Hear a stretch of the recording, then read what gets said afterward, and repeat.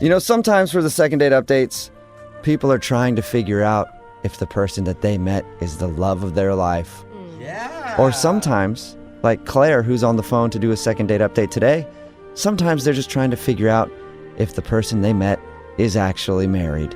And that's why they won't go out with them again. Uh-oh. What's up, Claire? Sounds like you've got a bit of a problem. Hi, yeah. Whenever I envision myself being on this segment, I always thought it would be the person calling me and why am I not calling back? So this is super awkward starting out. We always want to be the person on the other end, don't we? Yeah. So things have changed, and I read your email, and it says you think the guy that you went out with might be married? I mean, that's a theory that I have. I have no idea. It's just been a chain of events that have been leading up to this. That there's got to be something else going on because it's just not adding up. Yeah. Do you want the background of it so everyone will know what happened? I don't know Tell us the anything. story. How'd you meet the guy?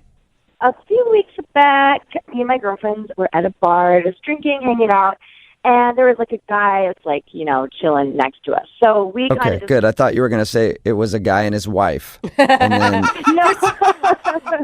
no, very single seeming guys, and we just kind of hit it off. I was a little tipsy, but not super drunk or anything. And what did you like about him, in those first moments? To be honest, at first glance, I'm this is who you think of as the tall, dark, and handsome. He's got to have a girlfriend. But then we start talking, and he's doing impressions, Real Housewives stuff, this random. I was this guy's so bizarre, but that's what I liked about it. Or he has multiple personalities, it sounds like. Exactly. It could be one or the other. So what happened that night? I mean, you guys hung out at the bar for how long? We hung out a few hours. I mean, at the end of the night, we did have a little moment. We had a kiss. Just, really quick. You still sound kind of like you have butterflies over it. I know. See, I'm totally that girl right now. I hate this, but I don't know what else to do. None of my friends have any good advice, so I don't know. So was this before or after his wife came to pick him up? No, he left with the guys. They Ubered home. So basically, I gave him my number, and before I get into bed, I get a text, and it's him, and he says something kind of clever and funny, and I'm just going to bed thinking how cute is he? And he already texted me, so Totally. I'm just feeling great. Nice. Yeah, because you think this guy's super into you, and you guys are going to hang out, I'm guessing. Yeah, so then he was traveling out of town with work and stuff. He was super busy, so we're texting a ton. I would text him a picture of my breakfast or some, stupidest stuff. I thought you were going to say breasts. Yeah, so did I. I was like, whoa. No. I'm I That get got a lot more but- boring for me, yeah. the picture of my breakfast. I'm like, oh, it wasn't that hot and heavy then. Oh, no. But, we did get a little bit, at night. If he was traveling, he'd be I'm lonely, and we kind of, I'm just going to leave it at that. Nice. Okay. Wow. Yeah. Okay. All right, so you guys had a text relationship, and then when did he disappear? He didn't quite disappear, but I'm just why are you always busy? And one night, he's okay, I'm in town, let's meet up. So we thought it'd be cute to meet up at the same bar that we had met at. So I'm all excited, and we get there, and he was just kind of acting a little off. I just thought maybe he was jet lagged. He just was being very formal. I mean, maybe he was nervous, though, because that's a lot leading up to this one moment where you finally see each other again.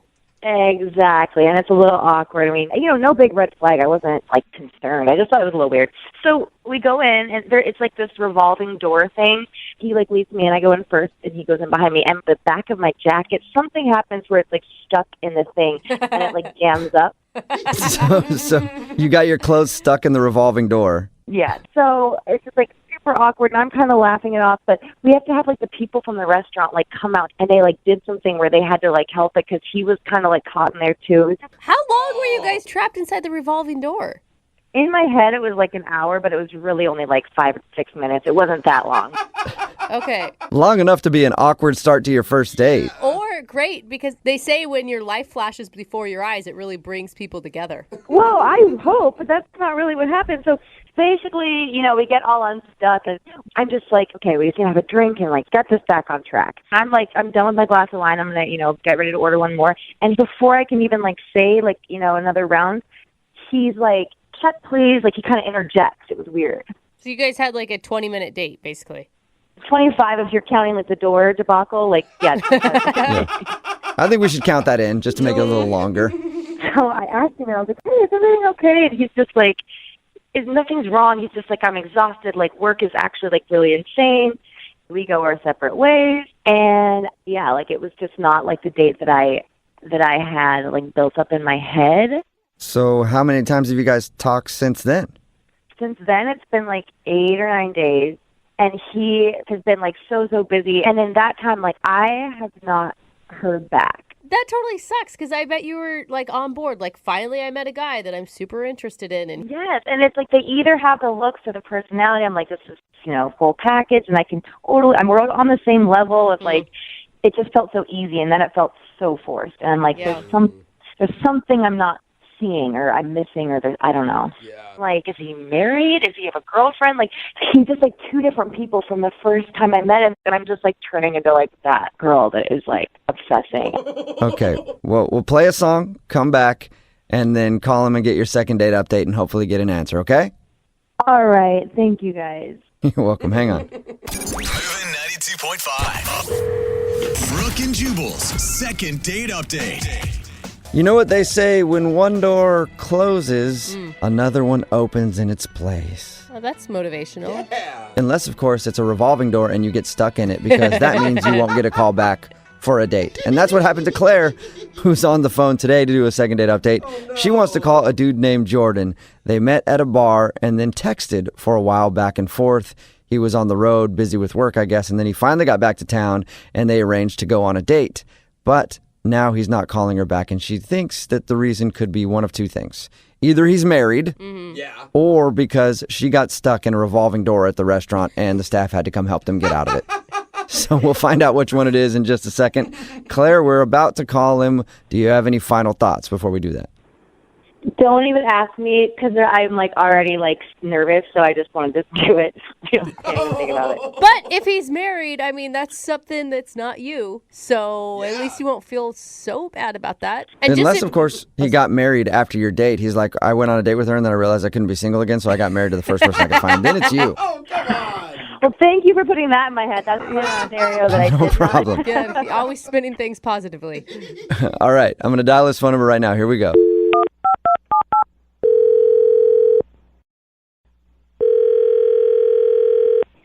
Hello?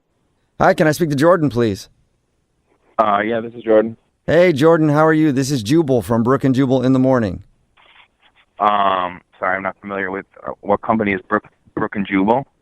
Yeah, Brooke and Jubal in the Morning. It's a radio show, actually. Why would a radio show be calling me? I'm confused. Well, because we actually got an email about you from one of our listeners. I don't think I really know any of your listeners. I don't even know who you are. Well, that's a very good point. Yeah, it is a great point, but you do actually know one of our listeners, and you went on a date with her, actually. Really? Her name is Claire. I wanted a date with Claire. Yeah.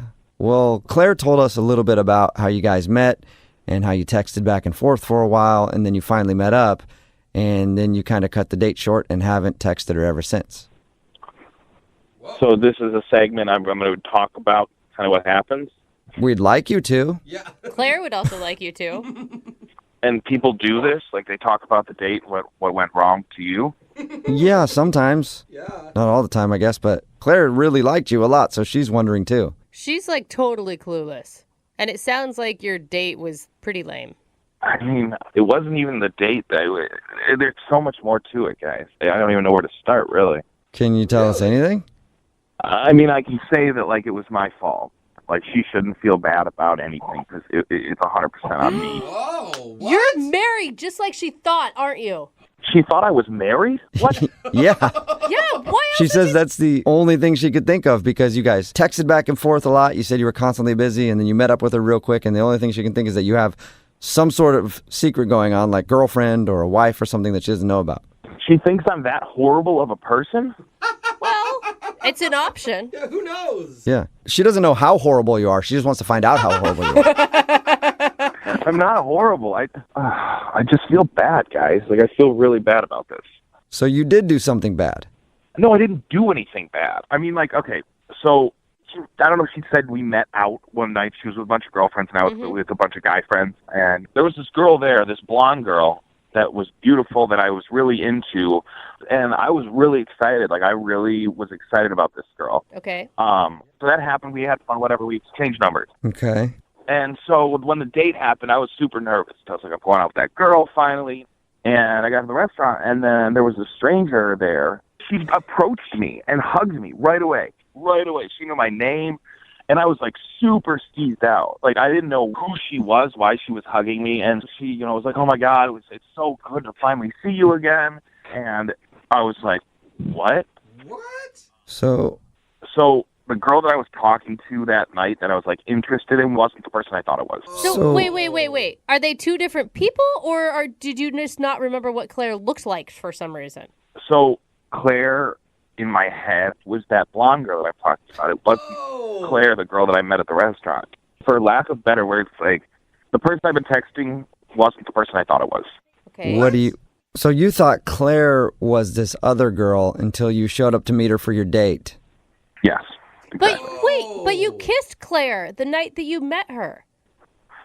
To be honest, I don't remember that. But, I mean, we were... Okay, so you were obviously pretty drunk when you met Claire. I didn't meet Claire, though. I guess I did meet Claire, but I didn't... You made out with Claire. Yeah. Oh my God. I mean, I guess I did kiss someone. I kind of remember, but in my head, it was that blonde girl that I talked about. It wasn't Claire, the girl that I met at the restaurant. It was not even close to her. I mean, it wasn't her.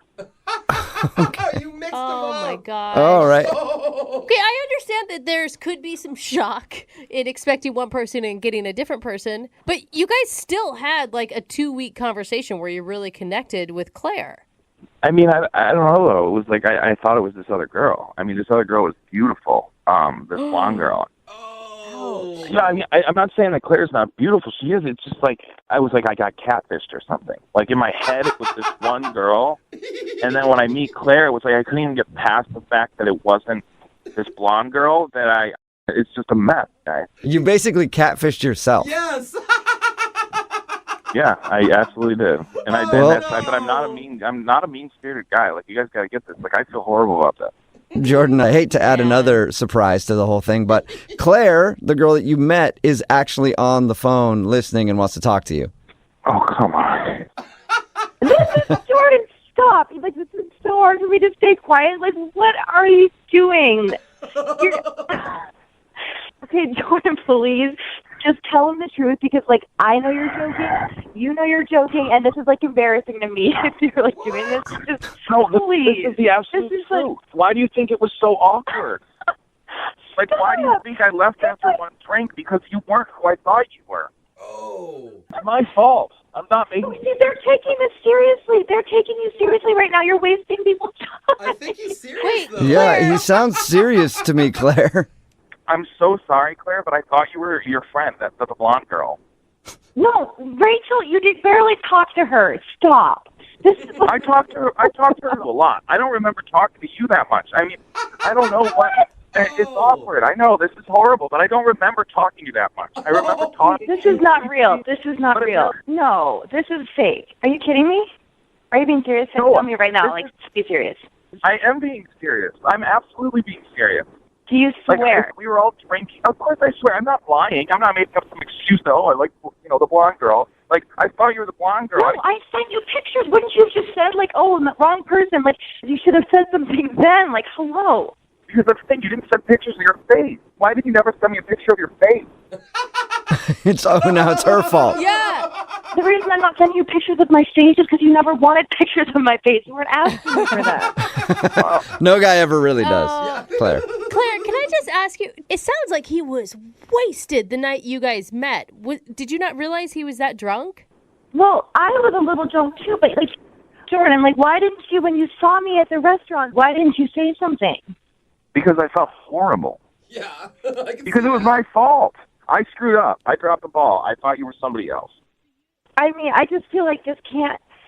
So, like, you, this whole time, you're thinking that I'm my friend Rachel this entire time. Is Rachel the blonde girl? Yeah. Yeah. Yeah. I would love to. I would love if you could connect me with Rachel because I thought that's who you were the entire time. Dude, do not right now. Wow. That is. She's not even fun. She's not even fun. She's not even fun. Well, that leads me to this question. Jordan, would you like to go out on a second date with Claire? We will pay for it. I really feel like you should. Like, now that the shock is worn off, maybe you can just look at her as Claire and it could actually work out. And all those text conversations, like that was like me and that was you. So clearly, like, we were laughing and we were joking when you know, it didn't matter what I looked like. Yeah, I mean, I guess we could do a second date. I mean, I think I owe it to you, and I think we owe it to ourselves to actually sit down and have, a meal together and see if there's anything there. Wow. Well, I don't want you to do it out of, like, charity. Like, do you want to go out with me? Like, No, I'm not doing it out of charity, but I feel bad, so yeah, sure. Oh, wow. yeah, I mean, like, that would be great. Yeah. Okay. So congratulations, Claire. You got your second date. Yeah.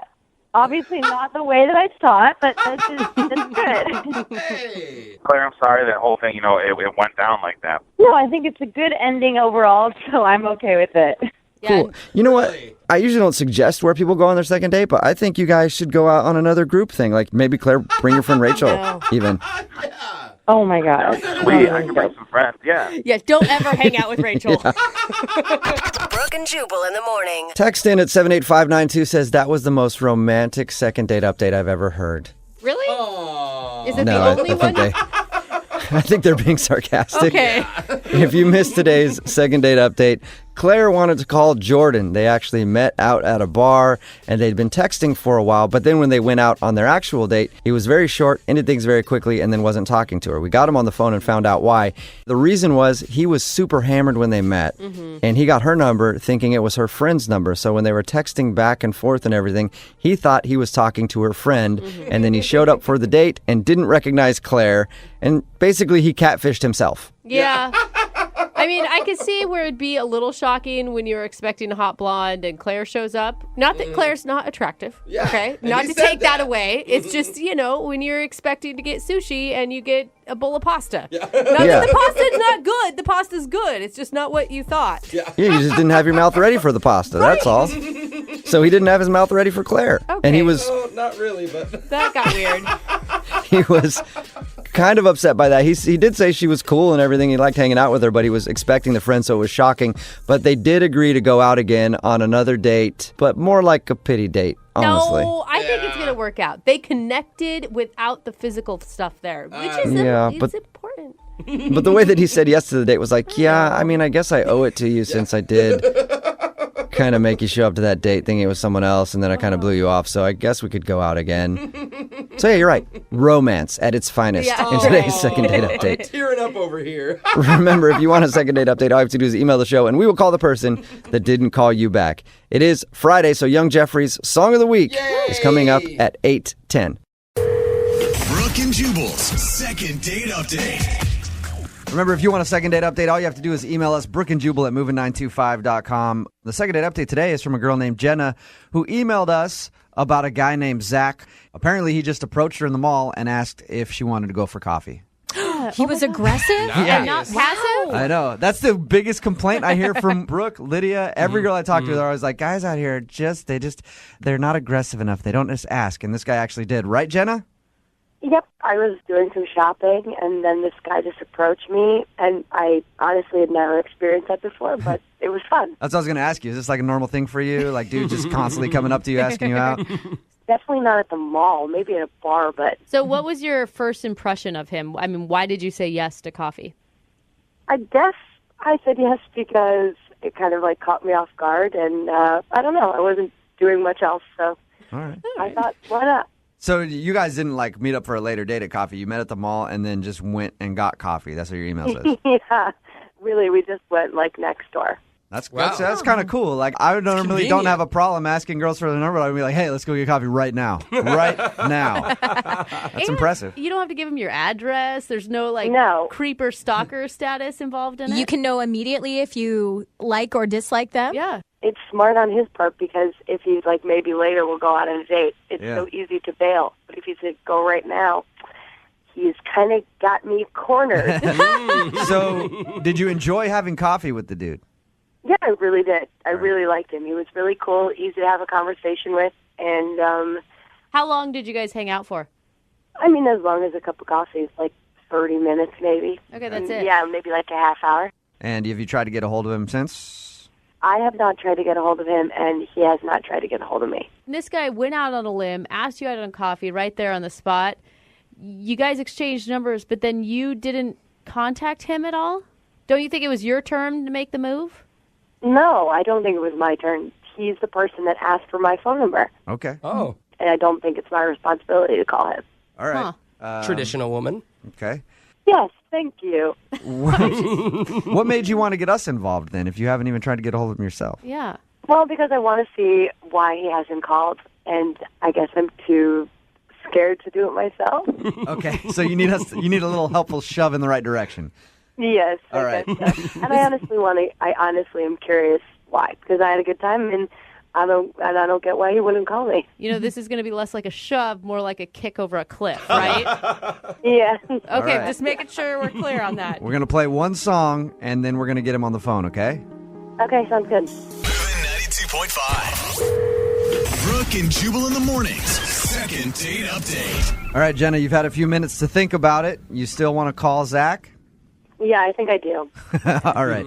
If you missed it, Jenna's on the phone. She emailed us about a guy named Zach. They didn't exactly go out on a date. He approached her at the mall and said, hey, I want to take you to coffee. Let's go get coffee right now. They went that second. He said he wanted to go out again.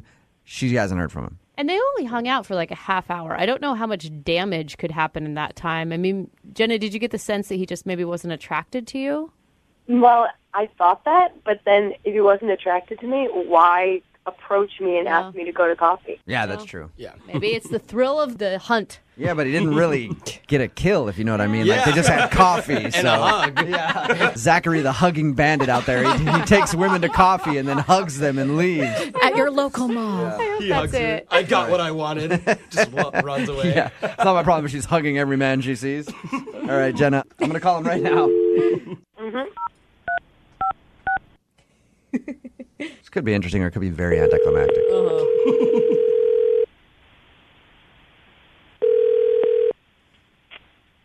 Hello? Yeah, I was looking for Zachary. This is Zach. Hey, what's up, man? This is Jubal from Brooke and Jubal in the morning. I'm moving 92.5. How are you? Who is this? Jubal from the radio station Moving 92.5. We have a morning show here. We're calling you about someone that you know who is a mutual friend of ours. Okay. Zach, I'm going to give you props right now for walking up to a girl in the mall and just like going, hey, let's get coffee, and then taking her to coffee. That's a very manly move. The girls in the room are very impressed with you. Do you know what? Do you know? Yeah, he's so confused right now. Do you know what instance we're talking about? I'm sorry. I guess.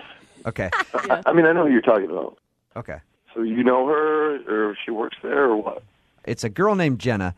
She actually emailed us about you. She's confused because you went up to her in the mall, asked her for coffee. You guys had what she said was a good time. She wants to know what she did wrong. What? Yeah.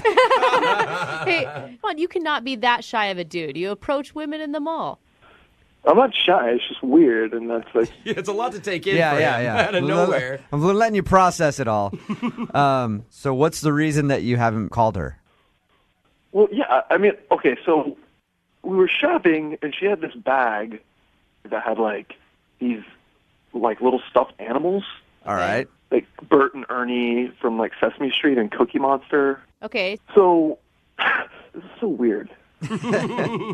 As we're talking, she, like, gets these like, little guys out.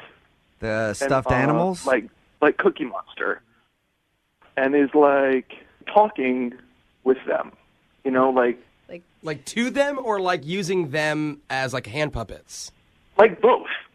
Like, I was talking to her, and she would, like, respond to the question, like, in... I can't even do it. Okay, wait. I'm like, kind of good at it. Like, in, like, the Cookie Monster voice. Zach, In the voice. So you'd say, like, what do you do for a living? And she'd be like, I work as a teacher. Like that? Yeah, exactly. You want coffee? For how long did this go on? Way too long. Like, way too long. Like, not like it happened for a second. And at first I was like, ha, ha, ha, ha, ha. And then I was just like... Hey, Jenna, Yeah, I did not do it for that long. Zach. She's on the phone? Yeah, Jenna's on the phone with us. I should have probably told you.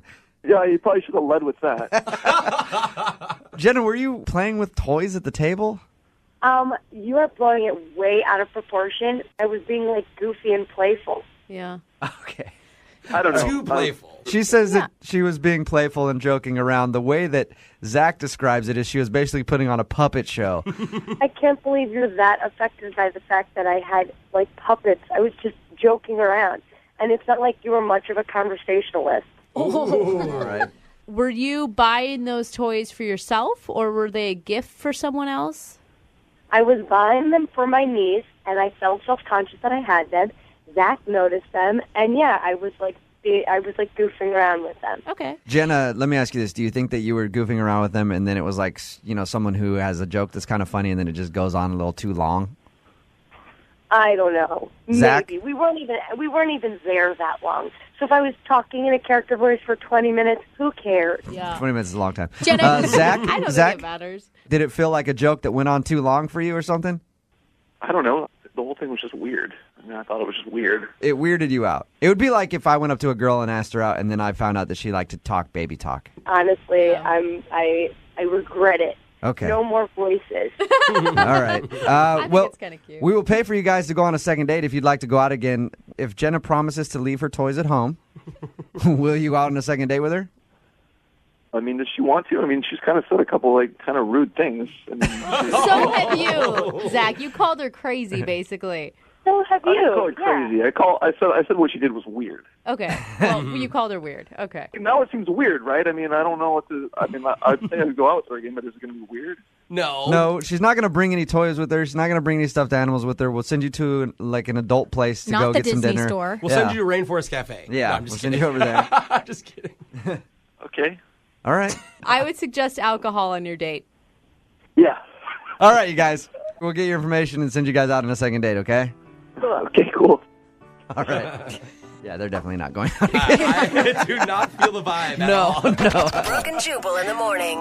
Brooke and Jubal's second date update. Remember, if you want a second date update, all you have to do is email us, brookeandjubal@moving925.com, and we will call the person that didn't call you back. We received an email saying simply this: life has 2 rules. 1, never quit. Yeah. And 2, always remember rule number 1. Never That quit. is so. I feel like intense. that's the stalker's mantra. Who wrote that? Who wrote that? Yeah. Today's second date updater by the name of Guru. Guru, Of course, Guru wrote that. how's it going, man? It's going great. How you doing, guys? Good, buddy. What's up? You are locking down these first dates left and right, Guru. Guru locks it down. I miss you guys. I'm happy to be back. Thank you for emailing us again about a second date update. Now, this will be your third one, man. Yeah, this is special, guys. This one's really special. Let me tell you, I want to tell you her name. Okay. Just listen to it. Her name's Annie.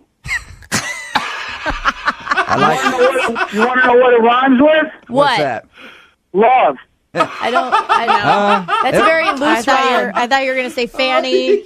She has a nice one. Manny. If This you're, is it, guys. This is it. I've taken everything you guys have said. Guru listens. Guru started writing a book. really? What is I the want- book called? It's not done. Right now, it's just called Guru and You. Guru and you. You know what what? kind I of will- book? What kind of book is it, Guru? Oh, it's just life. It's a Guru about life book. It's everything, we've talked about. You guys have helped me. Guru, I have a feeling you're going to change a lot of lives with your book, man, because you have a lot of knowledge in there that you need to share with the world. Well, I can't wait. I think soon, they have a lot of electronic books and books and stuff. But no one's done a radio book, as far as I can tell. Soon I'll call you and I'll read a little bit from it or something. Hey, Guru, you start writing your book, you work on it, you can call in and read from your book whenever you want, man. You have an open pass. I want to know about Annie, though. She's something really special, guys. I was walking through my place by myself, just having a nice Guru day. And just taking in all the love and people holding hands and walking around. And I stopped. I saw this accordion player. He was just grooving. He was playing. It was incredible. And I was there for a while, just with my eyes closed, just enjoying it. But when I opened them, here's the thing, like magic. When I opened my eyes, she was right next to me. Is that a sign? I think that's a sign, absolutely. A sign. Because you know how sometimes, Guru, you just get caught up in the moment, and then you just open your eyes and you realize that the love of your life could be standing right next to you, and you turn around and you next to me. Right. I mean, she was. Did you ask her out right then? Did you say, Annie, go out with me? I didn't know her name yet, so I couldn't say Annie, go out with me. I might have, but it was beautiful. I told her she was beautiful, and I said, you're so beautiful like the rain. You're making me miss rain. I wish it were raining right now. And it worked on her. That line worked on Annie. Yeah, it did. She was really into it. So then I asked if she wanted to get some coffee, and she said yes. So I walked over, and then I made her laugh because a lot of people don't know this, but a little bit of college I paid for doing work as a mime. Okay. So, You have so many skills, Guru. you guys don't know that? I didn't tell you guys that. No. No, not yet. Not that you used to be a mime. You want me to do something real quick? Yeah. Sure. No, wait, that's not going to work. So, Hey, no, Guru. Hey. You already said that we could do a radio book. Why not radio miming? You know, life has too many rules. You got to kind of break the rules, to get ahead. That's what I'm saying, man. That's what I'm saying. Yeah, see? I see a rule. The first thing Guru does is look for a detour. Yep. Yeah. I don't take rules verbatim. The world's first radio author and radio mime. Okay, Guru, Annie liked your miming. Yeah, so I did a mime of like a fish throw, and she threw it to me, and I threw it back. And, and then I helped clean her off because I said she missed it, and it kind of got on her, so I cleaned her off. It's pretty cute. But we talked a long time. We talked about Mexican box turtles. I used to have one. They're amazing. I don't know if you've had one as a pet. They're incredible pets. You don't have to feed them for like days. I've always wanted one, but I've never had one. Oh, they're the best. You don't go home for a couple days for whatever reason. They're okay. They're okay. All right. They're survivors. Yeah. See, a lot of people can learn a lot of things from you, Guru. Like, who knew that they should go get a Mexican box turtle? So, did you guys only do that? Did you get coffee and just kind of talk about things? Yeah, all we had was coffee, and we talked for about a half an hour. And how'd you leave it, Guru? What did you guys say when you were done chatting over coffee? Well, I didn't want it to end, but then she said she wasn't feeling good, and she said she was having some food poisoning. Ooh. Maybe it was from the fish you threw at her. Yeah, maybe. That's what I said. And I thought she was kidding, and I did a mime thing where I comforted her and helped her out. Just of a whole life together. I can do a whole cycle of life. Guru can do birth to death. I'll do it for you guys. Yeah. Anyway, Hey, Guru. Guru, now, you only had coffee with her for like 30 minutes. How do you know that she's your passion? the way she laughed at Guru, the way she looked in Guru's eyes, you've never seen eyes like Annie's. So, You've never seen eyes like Annie's. Guru, do you believe her that she had food poisoning and she had to go, or do you think it was an excuse and we need to get to the bottom of it? Guru, here's what you're telling me, that it's strange that she only had coffee, how she's having food poisoning. But, you know, people think you eat something and bam, but it can be a little while. Yeah, Guru, have you tried to reach out to her? Have you tried to call her and get a hold of her? I haven't heard back from the email. I called a couple times. Okay. I just didn't want to be pushy. Right. Maybe this time, Guru, it'll work out for you, man. I'm telling you guys, she's the one. Okay. She's the one. Guru, you know people love you all over the place. Every time I'm out, people talk about you and they want more of you on the radio. Guru's here to spread love. Guru spreads love. It's what he does. Why do anything else? Why do the opposite? Right. Yeah, amen, Okay. Guru. Amen. All right, so you know how this works then. This is now your third second date update, Guru. I'll be honest. Part of me doesn't want to do it because my record, I know the Guru's record isn't very good right now. Hey, third time's the charm. We're 0 for 2. That's not a Hall of Fame statistic. Well, it only takes one, Guru. It only takes one. That's right. Yeah, but no winners ever gave up. You know what I mean, Guru? Mm-hmm. No winners ever gave up. All right. Guru, we're going to play a song, come right back, and then we're going to give her a call and see if we can get her on the phone and talk to Annie, all right? Keep those positive thoughts alive for like 3 minutes, okay? And then we'll call her. Positive. No, All right. no winner ever quit. Yeah. Yep. Winners aren't quitters. Yep. That's right, Guru. Moving 92.5. Brooke and Jubal in the mornings. Second date update. All the texts coming in at 78592 say one thing. People love Guru. People love you, Guru. Guru loves them, but right now Guru's got his eye on one prize. Yeah? You ready to call Annie, the girl that you had coffee with, and see why she isn't getting back to you? I don't know. Guru. Guru doesn't want to think about that. I'm trying to stay positive, but I'll be honest, it's getting hard after 2. It's getting hard. Remember our mantra, winners never quit. Winners aren't quitters. Nope, winners aren't quitters. Exactly. I already wrote it down. Good. I'm glad you wrote that down. Could Guru. be the title of your book, Yep. Guru. Winners aren't That quitters. could be a title. Hey. I'm just going to refresh people's memory real quick, Guru. He met a girl at Pike Place. They had coffee, kind of hung around for about half an hour, and then she said she had food poisoning and had to leave. Right? Yeah, that's pretty much it's the story on the head. All right. I'm going to call her right now, okay? So you know how it works. Just stay quiet until... It's going to be hard. I know. Jubal, I hear a voice. When Guru hears that melodious tune, it's going to be hard to stay quiet. But I know it is. But you know. I'll try. I'll let you know when to jump in, all right? Let's do it. Let's do it. Let's. I wish I were there to dial the numbers for you. There you 'cause go. I got courage there. That's the Guru I want to hear. I want to hear somebody who's ready to go. You sounded a little bit down at the beginning. Let's do this. Are you ready? No whammies. Let's make the call. Let's make the call. All right, here we No go. whammies. Oh, this always makes me nervous. Winners, not quitters. Winners, not quitters. Winners. Guru's a winner. Right, Guru. Beautiful day. You're a winner, Guru. She's not picking up. She's going to do it. Oh, God. Hello, Hey, can I speak to Annie, please? this is her. Annie, how are you? This is Jubal from Brooke and Jubal in the Morning. I'm moving 92.5. You got a second to talk? I'm sorry, who is this? Jubal from Brooke and Jubal in the Morning. I'm moving 92.5. We do a morning show. Okay. We were calling you because we do a segment on our show called the Second Date Update. It's basically where you go out on a date with someone and don't get back to them. They email us to call you and ask why. So somebody emailed us about you. Do you have any idea who that might be? No. Who is it? It's a guy by the name of Guru. Oh, how could I forget Guru? Yeah. Guru's a very memorable guy. Yeah. Wow. Okay. So you met Guru down at Pike Place Market, and you guys had coffee for a little while. Yes, we did. He mimed out some fish throwing and everything. Yep. Fish throw. How could I forget the fish throw? Basically, Guru emailed us because he liked you a lot, and he wants to know why he can't get a second date with you. Well, I remember he wore this weird-looking vest that had, like, flowers sticking out of it, like, all over it. It was, like, basically like a flower vest. What? Okay. Like was it three-dimensional? No, it was just very strange-looking, and so we met outside, and he was kind of running around the place and ended up doing, like, cartwheels into the restaurant.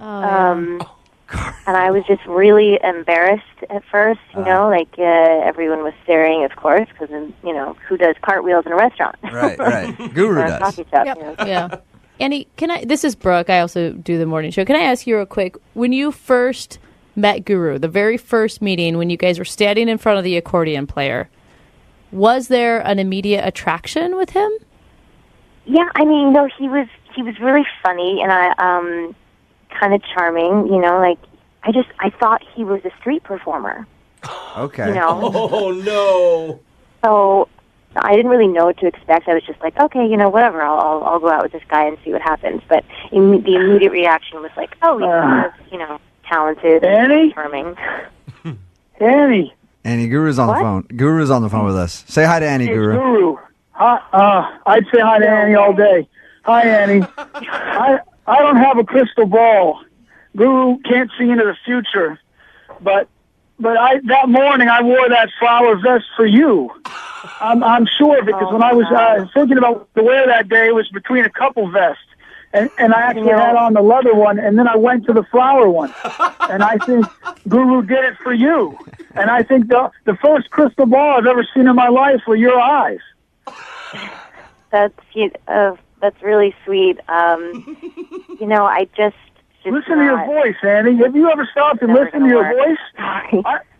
I could play some of this back for you. You should hear your voice.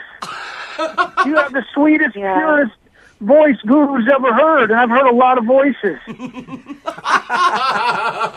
Guru, I have a question for you, because I mean, you are a lot of personality, and I think that is a beautiful thing. I really do. But you seem to be attracted. I mean, this is the third time we've done the second date update to really normal women. Well, I think normal. I think you're really underselling Annie here.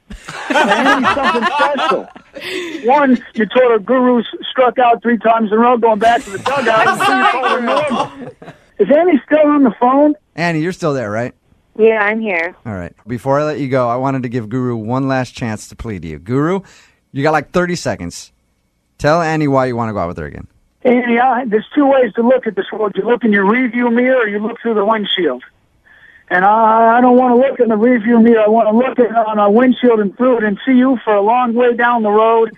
And I think Guru and Annie has a nice sound to it. And I think you could weave dreams with your hair. I think you're beautiful. And I would love to go out with you again, and again, and again, and again. But I would take this one. Guru would take one more date with Annie. Annie, have you ever had a guy tell you that he wants to weave dreams with your hair? Nope. That's pretty special. We'll pay for you if you go on a second date with Guru. We'll pay for the date. Would you go out with Guru again? Guys, I really appreciate it. It's just not for me. I'm sorry. That's All okay, right. Annie. Yeah. That's okay. Annie, thank you for your time, okay? Thank you, guys. All right, bye. Bye, Guru. You're beautiful. Bye, Annie. Hey, Guru. Look, Annie's gone now. I want you to keep your head up, though, man. All right? Yeah. It's up. Guru's head is up. Guru's head is up. Popping through like a flower in spring. It's looking around for something cheery. There's not a lot of girls that can handle doing somersaults and stuff into a restaurant. That's a lot for girls to deal with, Guru. I'm still sore from that. Yeah. Brooke and Jubal in the morning. They say that one man's trash is another man's treasure. I already don't like the start of today's second date update. And that's why Tim is on the phone for a second date update today. He found a discarded date. No, that's And then he swooped in and got a date with her. Discarded. Tim, now, I don't want to call your date trash. It was just an analogy, okay? Yeah, I get that. Tell us about the garbage pickup. How'd it go? Yeah. Well, let me back up. I went out that night to go see a play, and I just went by myself. So I go to the theater, and I'm there, and down the row, a couple seats down, there's this girl, and she was pretty cute. So I smile at her, and she sort of smiles back. Did you throw her a wink, too? No, I did the polite, like smile, head nod, just like, hello, hi. Like bite the lower lip, like, Oh my God, Jubal. You're so creepy. Yeah. Any of the proper moves or just simply a smile? Maybe I should have done that. Right, you start talking about how this woman sounds like a sweater from Goodwill, and now you're... All right. So you smiled at her. I did, and the seat next to her is vacant. So I get a little courage, and I kind of walk down a little bit to the aisle, and I just said, hey, is anybody sitting in the seat? And she said, yeah, someone else is going to come take the seat. Okay, and then that's when you yelled at her. Why are you yelling at her now? He was upset. No. Oh, you didn't yell at her. No, I just said, oh, okay. I didn't ask who, the seat was for. Right, because it's none of your business because she's a complete stranger in a theater. Yeah, but she also didn't say, who it was for either. Yeah. If it was her husband, I imagine she would say, no, it's for my husband or my boyfriend. Right. She probably would have let you know, stop hitting on me. Exactly. Yeah. In the nicest way possible. I feel like seat taken is already stop hitting on me. Why are you guys saying, no, actually, I'm married. I'm in a very long relationship, and this seat has been taken by him. Maybe there's this possibility that the seat is, just for one of a girlfriend, a friend of hers that she went to see the play with. Yeah. Right. Okay, so you went back to your regular seat then? I did. I said, oh, okay, well, enjoy the show. And then I went back and the show started a few, minutes later and it was good. Okay. But then through the show, I sort of kept an eye just looking over by her to see if anybody had showed up. You almost sound like you're starting to get a little creepy. The guy at the end of the row that keeps looking over at her during the play.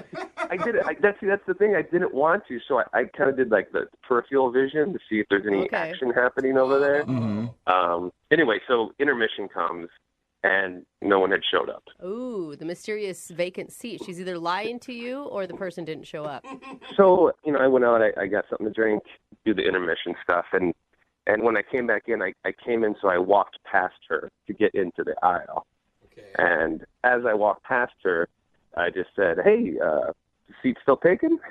And she said, "No, they didn't show." And I said, "Oh, well, do you mind if I sit there?" And she said, "Sure." So I sat down. Yeah, good persistence. Okay. You know, I would have felt weird going back up to her being like, Yeah. "Hey, what's up? You said somebody's coming for that seat, but it's been open this whole time, and I've had my eye on that seat, so..." What's the deal? Yeah. Are you a liar? You just lie to everybody? What's going on with you? I didn't want to seem that way. I didn't want to seem like a creepy guy. It was more like, like I felt bad, like she got stood up on her date. It's kind of awkward, though. I mean, you're putting her in a position like, what is she going to do? Stick to the lie at that point? No, someone's still coming for the last half of the play? But the good thing is the play finishes, and we start talking, and I just said, "Do you want to go grab something to eat?" And she said, "Yeah, sure, that'd be great." So that's cool. Okay. Yeah. So we left, and we walked to a place, and we sit down, and, we talk for a little while. We get a drink. We get some food. Conversation's great. It's not creepy at all.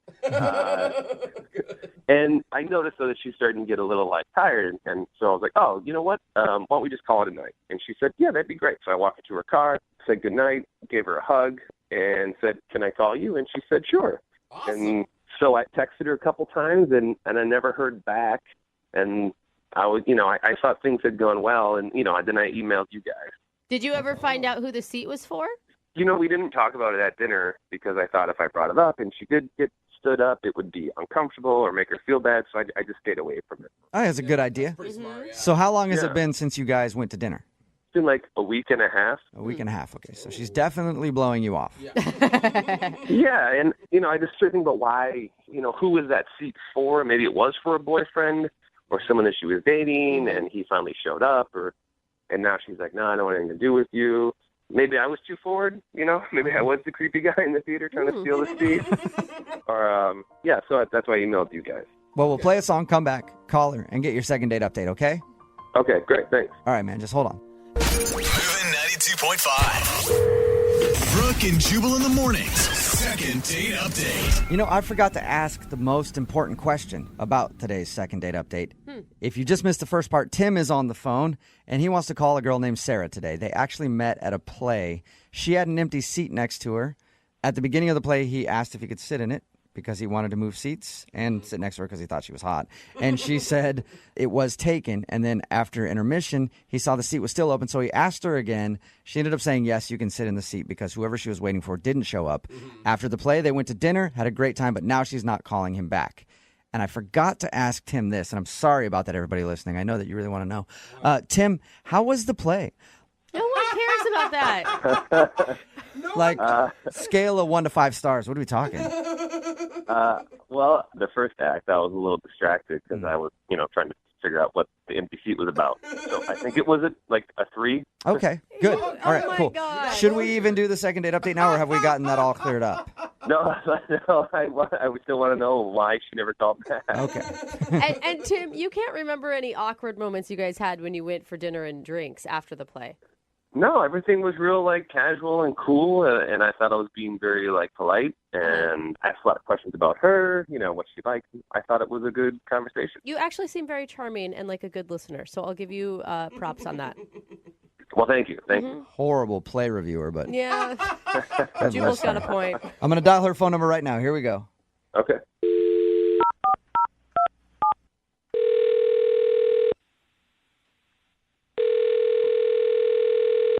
Hello? Hi, is Sarah there? Yeah, this is Sarah. Hey, Sarah, how are you? My name is Jubal, and I host a show called Brooke and Jubal in the Morning. Okay. How are you today? Fine, thank you. What's this regarding? Well, it's regarding a date that you went on just a little while ago. Okay. I know we started off so businesslike, didn't we? I know. You might not even think of this as a date, but you recently hung out with somebody, and they've been trying to get a hold of you to get another date, but you're not calling them back. So they emailed us to see if we could get you on the phone and find out why. Oh, jeez. Weird, I know. Good. His name is Tim. Seriously? Yeah. He told us about how he met you at a play, and then you had dinner after. So he contacted you to get a hold of me? Yeah, he did. Apparently, he's been trying to get a hold of you, but you're not returning any of his phone calls or text messages. Yeah, I don't know. I'm just not into it, I guess. It sounded almost like for a second you were excited that he contacted us. I was more surprised, not excited. Okay. All right. Read that wrong then. Yep. Well, Tim told us about how you guys hung out. He said that it seemed like you had a great time, and he's confused.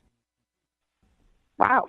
I think he's an interesting person. I don't know. I don't know how I feel about him. Can I tell you what I think it is? And you let me know if I'm right or wrong. Okay. So he said that when he saw you at the play, you had an empty seat next to you. And he asked you like twice if you could sit in it. The first time you said you were waiting for somebody to show up. The next time you said, sure, they didn't show up. Were you waiting for a boyfriend or a husband or something like that? No. I'm definitely single. Okay. I actually just got canceled on by a friend. So, I mean, why would you say yes to him sitting there when he asked the second time and yes to dinner if you weren't interested in him? I mean, I was interested in him, but I'd only known him for like 10 seconds. And, that kind of changed once I got to know him. Oh. Really? I told him after we talked to him that he was charming and a good listener. Apparently, I also had a bad read on that. Yeah. I don't know. It was fine. And then at dinner, I just sort of got some red flags. What sort of red flags? Can you tell us? Basically, we were walking into the restaurant, and he steps on my heel. And he just says, oops. And that kind of caught me off guard. Huh? So he stepped on your shoe and then said oops. Yeah, and normal people would apologize if you just stepped on someone, right? Oh, yeah. He didn't say sorry about that? No, he didn't say sorry. It was really strange. And then at dinner, later, he knocks over his glass and it breaks. And when the waitress comes and picks it up, he just says, the glass fell. Oh, so he no didn't, apology. He didn't take responsibility for the shoe or the glass. Yeah, exactly. No apology. If that would have been me, I would have been so embarrassed because, you've broken the restaurant's glass. Yeah. And he didn't apologize at all. So was he kind of a jerk then, just pointing out, hey, glass on the ground, pick it up, please? Honestly, it kind of read like that. And that is just not what I'm looking for. I'm just not into somebody who can't say that they're sorry. I'm looking for someone who's more polite and can admit when they've done something wrong, when they've stepped on someone maybe or broken someone else's property. Wow. I mean, it's the first date. And you'd think on the first date, that's when you want to be the most polite. And I think he just has some kind of problem where he can't say he's sorry. Okay. Really? I know a Sarah, lot of men I want to like let that. you know that I don't have that problem. And I want to tell you that I'm sorry to break the news, but Tim is actually on the other line listening and wants to talk to you right now. What? Yeah, I'm sorry about that. Tim, are you there? Yeah, hi. Tim, is that you? It's me. Hey. So awkward. Is that the real reason why you didn't call me back? Because I didn't say sorry? Yeah, that's the reason. Wow. I'm sorry. See, I can say it. I don't know why you're saying it. Why I just said I'm sorry? Yeah, it's just an empty sorry. What? Wait, now you need sorries with depth? No, it just seems like, for me, so we were walking in the restaurant. We were in the middle of a conversation, and I know what you're talking about. I stepped on your heel, and I sort of just went like, oops, it went back to the conversation. Yeah. It was like, it sort of looks like a toss-off that it happened. It didn't happen on purpose, and it was in the middle of a conversation, so it was just like, oh, oops, and we just continued. I didn't think it was that big of a red flag. A normal person would say, I'm sorry. Yeah, but I didn't step on you. I stepped on your shoe. Tim, are you Tim, you're not- serious? Come on. I would be apologizing if I were you right now. Yeah, most people would. Why? Why would I say sorry? I didn't do any of those things on purpose. Okay, Wait, so sometimes when you don't do things on purpose, you can still say sorry. Like if you accidentally stepped on a shoe. Yeah, but those are just those are just empty sorries because I didn't do it on purpose. It was an accident. So if you were like driving your car and you accidentally hit a pedestrian, you wouldn't apologize for that either because that wasn't on purpose. Oops. Well, whose fault was it?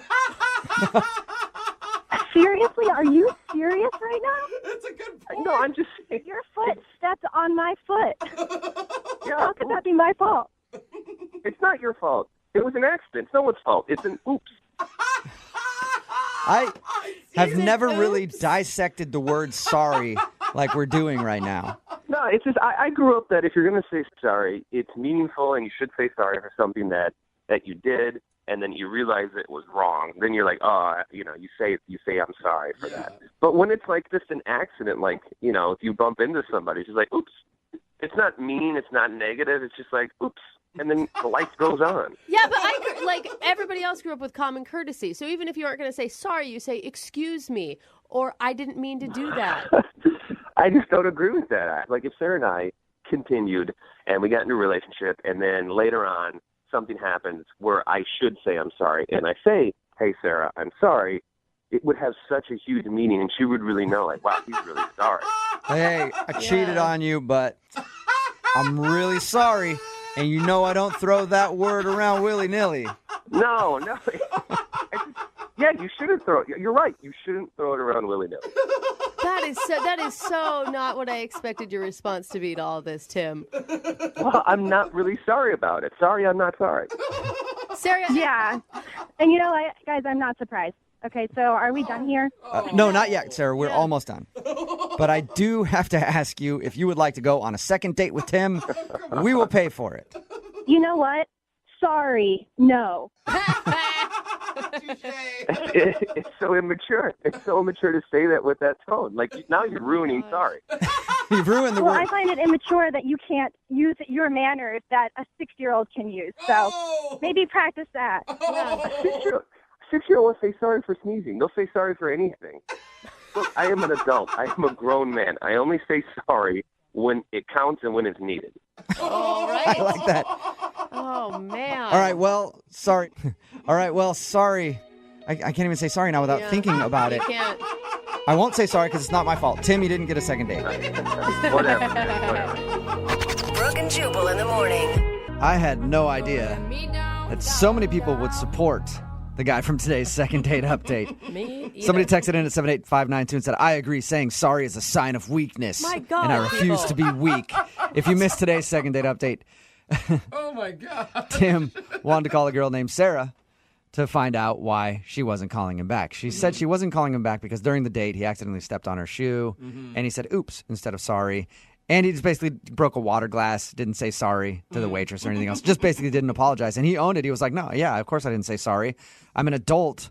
I say sorry if I actually did something wrong and meant it. Those were accidents. And no, I'm not sorry about it. I'm sad it happened, but I'm not sorry. But here's the thing. Even if you don't apologize, you can still, excuse your behavior. Like, excuse me, or I didn't mean to do that, or wow. Well, he said oops. Yeah, no, oops doesn't work. I think oops counts. So I've learned a lesson in saying sorry, and I'm not going to say it anymore. I'm Yeah, not going to apologize I for think anything, and I'm not sorry for that one bit. Yeah, that doesn't surprise me. Remember, if you want to do a second date update, all you have to do is email the show, and we will call the person who didn't call you back. Move at 92. Brooke and Jubal's second date update. Remember, if you want a second date update, all you have to do is email us, brookeandjubal@moving925.com. We will call the person that didn't call you back. Right now, Neil is on the phone with us. He wants to get in touch with a girl named Jamie. What's up, Neil? Hey, guys. How are you? Pretty good. Now, your email that you sent to us said you can't think of anything that went wrong on your date. It's just confusing, man. I mean, it's like I've been on dates before that have gone bad, but that was not the case on this one. It really was not. There's something I like about when men do the second date update because it says that they really connected with this person and they're kind of putting it out there, How did you taking a chance? Why did you like her? Yeah, when women do it, they're desperate. Yeah, they're just desperate dummies. Hey, Neil, how did you meet Jamie?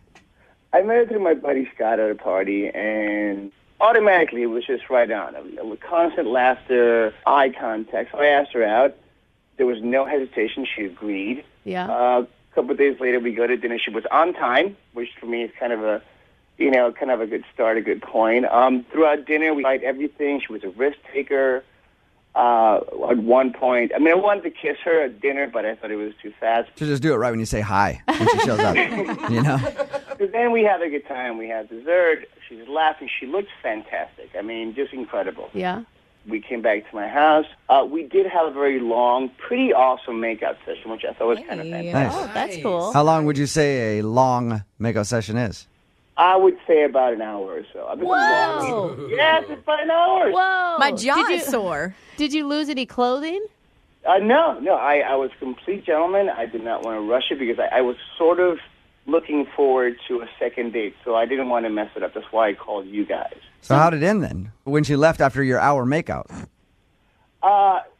She gave me a kiss, and we made plans for a couple of days after that. I called her the next day, and nothing. I've not heard anything from her since. And you've met her at a friend's party. Did you find any information about her through other people, or is she out of town, or? No, not really. She's just she's an acquaintance of my friend, and I met her at the party, and I took a chance and asked her out, and she said yes. All I'm saying is, if she didn't want to go out with me, she should have just said no in the first place. Okay. Yeah, it's kind of weird that she would make out with you for an hour, then kiss you and make plans, and then not answer your call. And you're sure she's single? As far as I know, she told me she was single. Okay. And usually if someone tells you that, they're always telling the truth. After the So, makeout yeah. session. Nobody ever lies about it. I know, right. I know you should never assume, but I figured her being on a date with me was a good indication she was single. Yeah, probably. Yeah. Okay, well, we're going to play a song, come back, call her, and get your second date update, all right? All right, bud. Thanks. All right, man, hang on. Moving 92.5. Brooke and Jubal in the mornings. Second date update. It is really weird when you're hanging out with somebody, especially like Neil, who's on the phone with us right now for a second date update. He made out with the girl for an hour at his place. She left. They kissed when they left and made plans for later on, and then she just doesn't call him back at all. Nothing. That would drive me absolutely insane, and I don't even really care that much. But it would bug the hell out of me, Neil. How long has it been since the last time you tried to get a hold of her?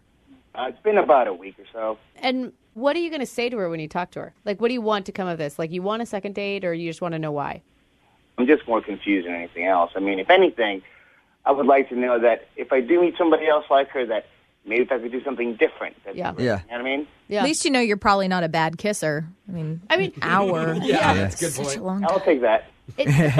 It would just bug me to not know. I'd rather have somebody tell me, hey, I think you're an idiot, than just like disappear, especially after we had a good time and there was nothing wrong. As a girl who's had quite a few makeout sessions, I'll say the only reason I haven't ever called one back is because there was another one on the side that I ended up liking more. Yeah. I mean, really. Wow. That crossed my mind. Yeah. All right, we're going to give her a call right now, man. You ready? All right, bud.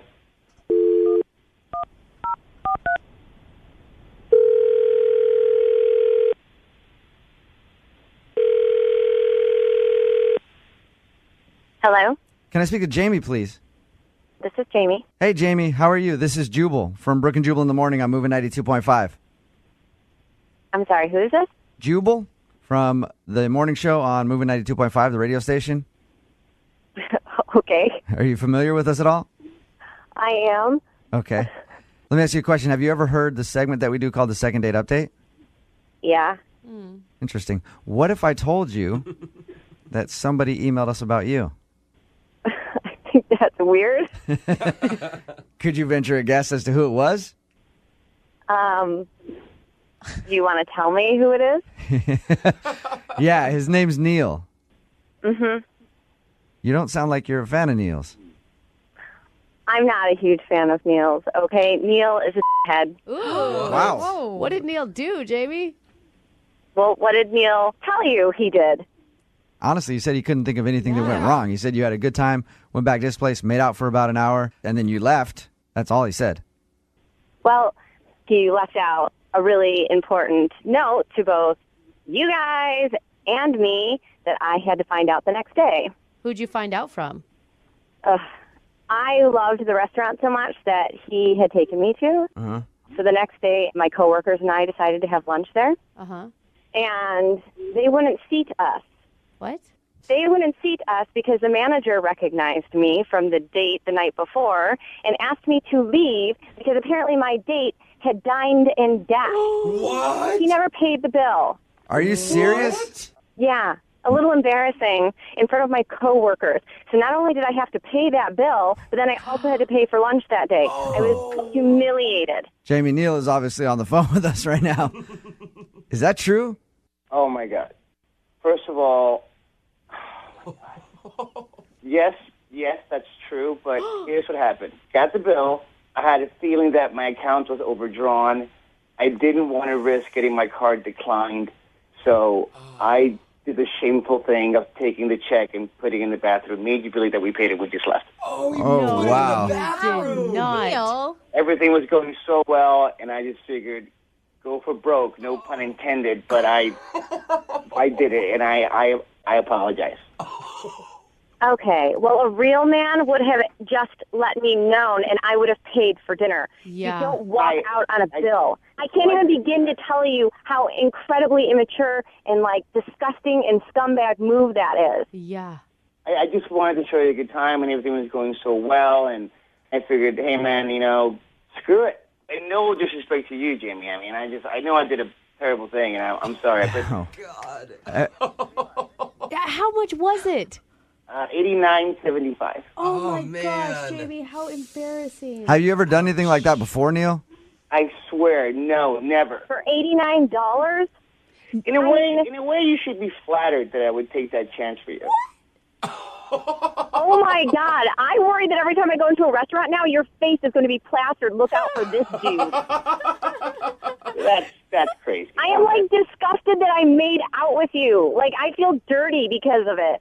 Oh, that's a bit much. If I was the dude, I would have gone back and washed dishes. I would go make restitution and apologize for tipping that waiter who was awesome. You weren't in my shoes. And I never will be. In your shoes, in your apartment, in your car, ever.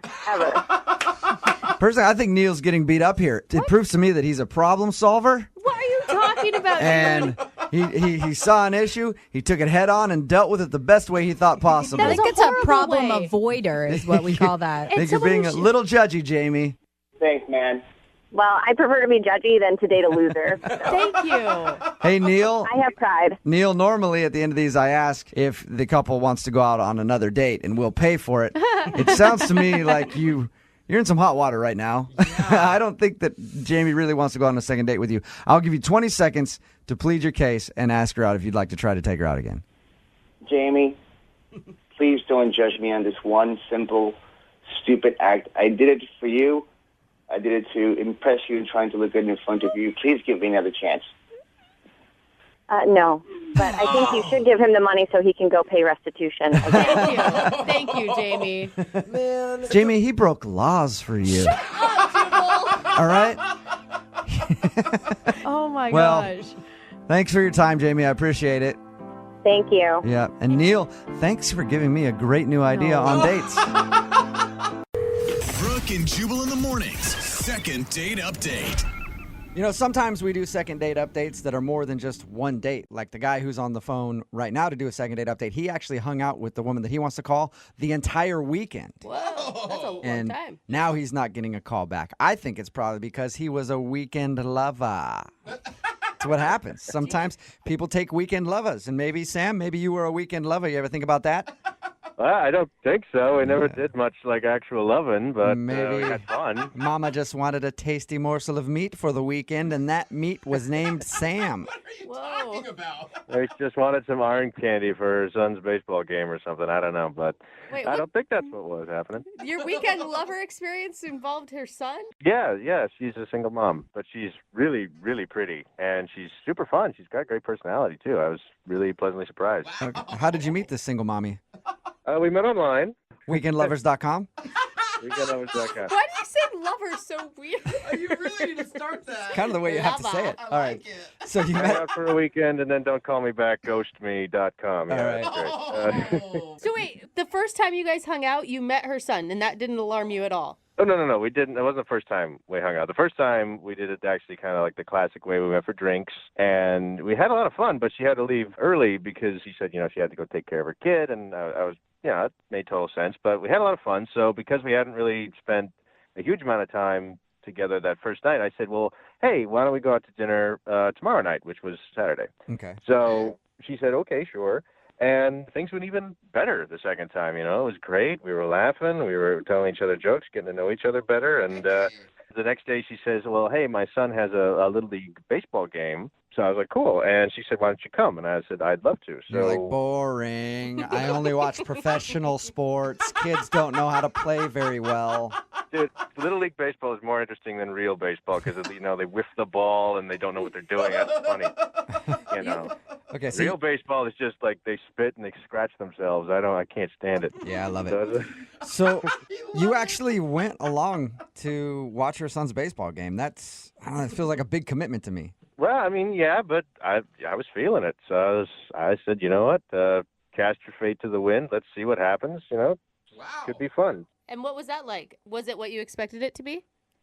Well, pretty much, yeah. Nobody really, it's a Little League baseball game. So, I spent some time talking to the other parents. We watched the game a little bit.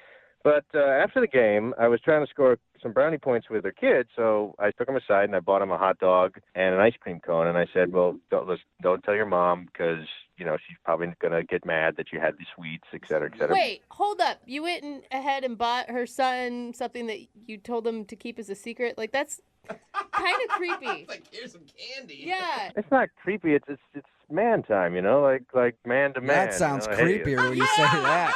It's man boy I've time. heard that before. And trust me, nothing good came of that. Well, I mean, I'm just saying, that's my first red flag, is that you're buying her son ice cream without asking her. Well, he wanted it, and I was... Again, you're just making yourself sound terrible, Sam. Not doing myself any favors right now. No, you're not. Anyway, you got the kid some ice cream, and did his mom give explicit details not to give him any ice cream? No, I mean, she hadn't said not to, but she hadn't said it was okay either. I didn't even ask. Okay. You're just trying to be that cool guy like, hey, dude, here's some ice cream. Don't tell your mommy. I'm the man. By the way, own a leather jacket and a car. And I want your mommy to like me. High five. Is that what you were doing? Yeah, but stretch that out over like 10 minutes, and that's basically that. Yeah. All right. Okay. So how did the T-ball game end? It ended fine. We just talked a little bit, and she said she had to get him home, and I said okay, and then she took off, and then I took off. But then I tried to call her that evening, tell her I had fun and see if we could make plans to hang out again, and she didn't pick up. So I left her a voicemail, and she didn't answer, and then a day or two went by, and I texted her, and she still didn't answer. She's just like, as soon as she left the game, that's the last I've heard of her. Whoa. And I've been pouring over my head, and I'm thinking, and I'll bet you any amount of money that little probably told on me and ratted me out. Totally. Okay. Yeah, said I bought him ice cream, and she probably flipped out and got mad that I'd gotten. It was just a little bit. It was one scoop. But it's not the ice cream. It's the going behind her back thing, because you don't know her parenting style. You don't know what rules she has set up. Yeah. There's 8,000 different reasons why that's not a good idea. None of them are good, though. It's just an ice cream cone. If you're that kind of hyper parent, it's like, come on, loosen up a little bit. Yeah. All right. Well, we'll play a song, come back, call her, and see if that bastard ratted you out. Then your second date update right after this, okay? Sounds good. All right. Moving 92.5. Brooke and Jubal in the mornings. Second date update. And welcome back to Brooke and Jubal Field and your second date update. Up to bat right now is Sam. And Sam's in quite the pickle. He went out with Brenda and spent the entire weekend hanging out with her, some dinner and some drinks, and then concluded his weekend with a wonderful day at the ballpark watching her son play in a Little League game. But now Sam isn't getting a call back. Will he be 0 for 1 in career second date updates? We'll find out in just a moment. But first, let's talk to Sam and see if he's ready to make the call. Sam, are you ready? Yeah, I'm ready. He's like, actually, I'm asleep listening to your baseball announcer voice, but... Like most people are when they watch baseball. Sam, we're going to give her a call and find out why she's not calling you back after what you thought was a wonderful weekend. Any other thoughts before we get started? I'm just confused as to why she wouldn't call me back because, we spent 3 straight days together, so... Well, I'll dial her phone number right now then and see if we can figure out what happened, okay? Okay. All right, here we go.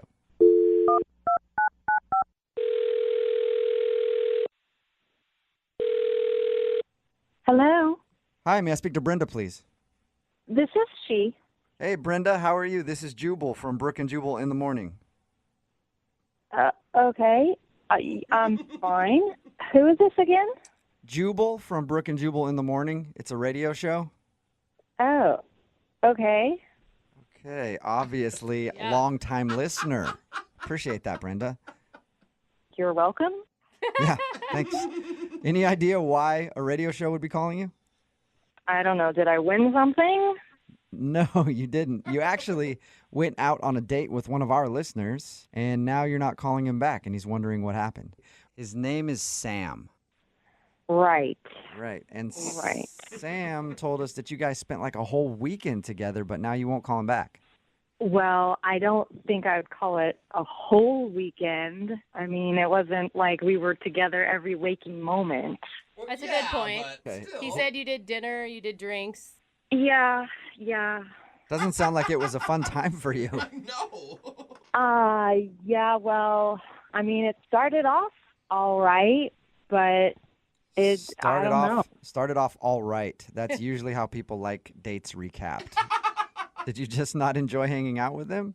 You know, I mean, I was kind of into him the first night. He was nice. I mean, nice enough for me to try again for dinner. Nice enough. Nice enough. Yeah. You're just showering this dude with compliments. I thought for sure you would have been like head over heels for this guy since you invited him to your son's t-ball game. Because that's a big leap. Yeah. How do you know he went to my kid's game? He told us all about it. Oh, he did? He told you everything? Yeah, he said that you guys went out on a Friday night, had some drinks, then dinner on Saturday, and then your son's baseball game on Sunday. Yeah. And he's confused because he thought you had a wonderful time each of those days. Well, something changed Sunday at the baseball game. Changed? Yeah, I mean, we're at the Little League game, having a nice time, and suddenly he kind of starts, like, talking trash about these little kids' sports skills. He's ripping on the kids. I mean, it's understandable. Little League play is terrible. They're children! Yeah, I know. They're And little kids. Yeah. I mean, they're 5 years old. and it's time to step it up and play like an 8-year-old. That's what I say. Whatever. But so he was ripping on the kids the whole time. Yeah, I mean, he's, like, cracking jokes about them kind of loudly, and, like, other parents are starting to kind of give weird glances. And then at one point, he, like, turns to me and says, in all seriousness, he says, looks like your son could use some throwing lessons. What? Don't worry about it. I'll teach him how to not throw like a girl. Oh, there is so much wrong with that statement on so many levels. Was he serious about that, or was it a really bad joke? He seemed totally serious about it to me. Like, I mean, he made a point about it 2 or 3 times. 2 or 3 times? Yes. What was your response? I mean, did you say anything back to him? I mean, my mom would have been like, yeah, you're right, the kid sucks. But, like, did you say, don't talk about my kid that way? No, I didn't say a thing. I mean, I'm not going to honor that with a response. But I was fuming. Okay, understandable. So, Well, yeah. I mean, I don't want some jerk like that around me or my kids. okay. Totally. Well, unfortunately, he's kind of around you right now because he's actually on the other line listening to this phone call and wants to talk to you. What? Yep. Sam, you there? Hi, Brenda. Hello? I guess we should probably have a little chat then, shouldn't we?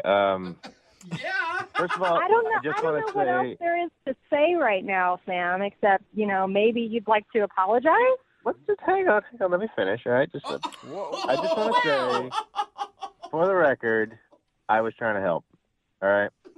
I didn't mean anything malicious. I wasn't trying to be nasty. I'm just calling it like it was. I like sports. I kind of get into sports. I wasn't being vicious or nasty. I mean, I didn't get drunk or throw my beer. You make it sound like I was some sort of Yeti out there in the stands, but I wasn't. Not to my estimation, anyway. And yeah, I was trying to find a way to honestly kind of bond with your kid, and I thought maybe if we could play some baseball. I mean, because I know you've got your son, and your son's your top priority. So if I want to be with you, I have to get along with your son as well. That's a part of who you are. So I was trying to help. I was honestly, I wasn't going to lie to you or sugarcoat anything. I'm just saying it like it was. You're not going to bond with a 5-year-old kid by telling his mother that he sucks. I'm sorry. I know it's just going to sound weird, but I didn't mean that in a bad way. You didn't mean it in a bad I can't way. believe you were actually critiquing a 5-year-old's performance. Like, you should just be happy if they make it to first base instead of third base. Look, if you start now, you might actually have like a Cal Ripken on your hands, if you get him started early. Oh my God. You would totally be one of those dads when you have kids, won't you? I mean, yeah, maybe. I mean, I don't see any problem with wanting your kids to be the best that they can be. And Brenda, honestly, that's all I want for your son is just, I don't want him to suck as bad as he did that day. Oh my God. And I mean that with all due Joey, respect. With all due respect, that is so rude. Well, if you're going to take it rude, it's going to be rude. You could just, laugh it off. You honestly have no idea about what you're saying, do you? I have every idea what I'm saying. I was offering to help him be better. If you didn't want me to help, you could have just said thanks, but no thanks. You didn't have to ghost me on the phone like this. Oh, I don't even know what to say to that. There's nothing wrong with my son's athletic ability. There's something mentally wrong with you criticizing 5-year-old kids. Yes. Look, again, for the record, it's not that there's anything wrong, quote unquote, with your kid's athletic ability. I just said he could be better. Well, dude, just in that stop case, already. Brenda, would you like to go on a second date with Sam? I know he'd like to see you again. We'll pay for it. Oh, yeah. I'd love to go on a second date with some guy who's going to criticize my son's spelling test. Well, if he's not a good speller, I was a great speller growing up. I could coach him a little bit. See, Brenda, Sam could coach your kid in all the ways of being a man. Best dad ever. He is the worst. Super dad. Are you sure you don't want to go out with him? Yeah, I'm positive on this one, guys. Smart. Very smart. That's extremely disappointing. I guess we did find out that Sam is 0 for 1 in the date department. Just shows Sam that every time he criticizes a 5-year-old's throwing skills, he definitely doesn't get a date. Maybe next time he'll try to not do that. What do you think, Sam? Well, at least he didn't rat me out about the ice cream, so that's nice. Oh, yeah. Sam! Ice cream? What ice cream? Don't worry about it, Brenda. Thanks for your time. Brooke and Jubal in the morning. A text in at 78592 says, I bet Sam throws like a girl. Brooke and Jubal in the morning, talking about today's second date update. If you missed it, this dude Sam spent an entire weekend hanging out with Brenda. They went to dinner and drinks, and they went to watch her son play a Little League baseball game. And Sam was confused why she wouldn't call him back, especially since they spent so much time together. Well, we called Brenda, and she told us that she was upset because at Little League, Sam started making jokes about her kid's sports skills. Even told Brenda that her son could use some throwing lessons and offered to teach him to, quote, not throw like a girl. Okay, and can we just establish that throwing like a girl should not be an insult, okay? I am a female. I obviously throw like a female. That's fine. Sam said that he wasn't trying to be mean. He's just being honest and only trying to help. Like, yeah. I hope your little kid not throw like a girl out there. Yeah, see, if he's just like, hey, I can help if you ever need it, Yeah. that's one thing. Don't heckle the kid. Yeah, being like, you know what? Like, I used to play baseball or whatever. Maybe I could help him a little bit. But don't just shame the kid. Anyway, Brenda didn't like the criticism, and so she decided not to go out with Sam ever again. And can you imagine if that's what he gives on a first date when it's like 6 months into a relationship? Like, you're actually a failure at life and your mom never wanted you. Yeah. When they're just dating, I'm practically your stepdad, all right? You got to respect me. Yeah. Well, anyway, they didn't go out again. Remember, if you want to do a second date update, all you have to do is email us, and we will call the person who didn't call you back. Don't forget, Young Jeffrey's Song of the Week is coming up in just a few minutes at 8:10. Brooke and Jubal's second date update. Tori is on the phone with us for a second date update right now. Tori, how are you?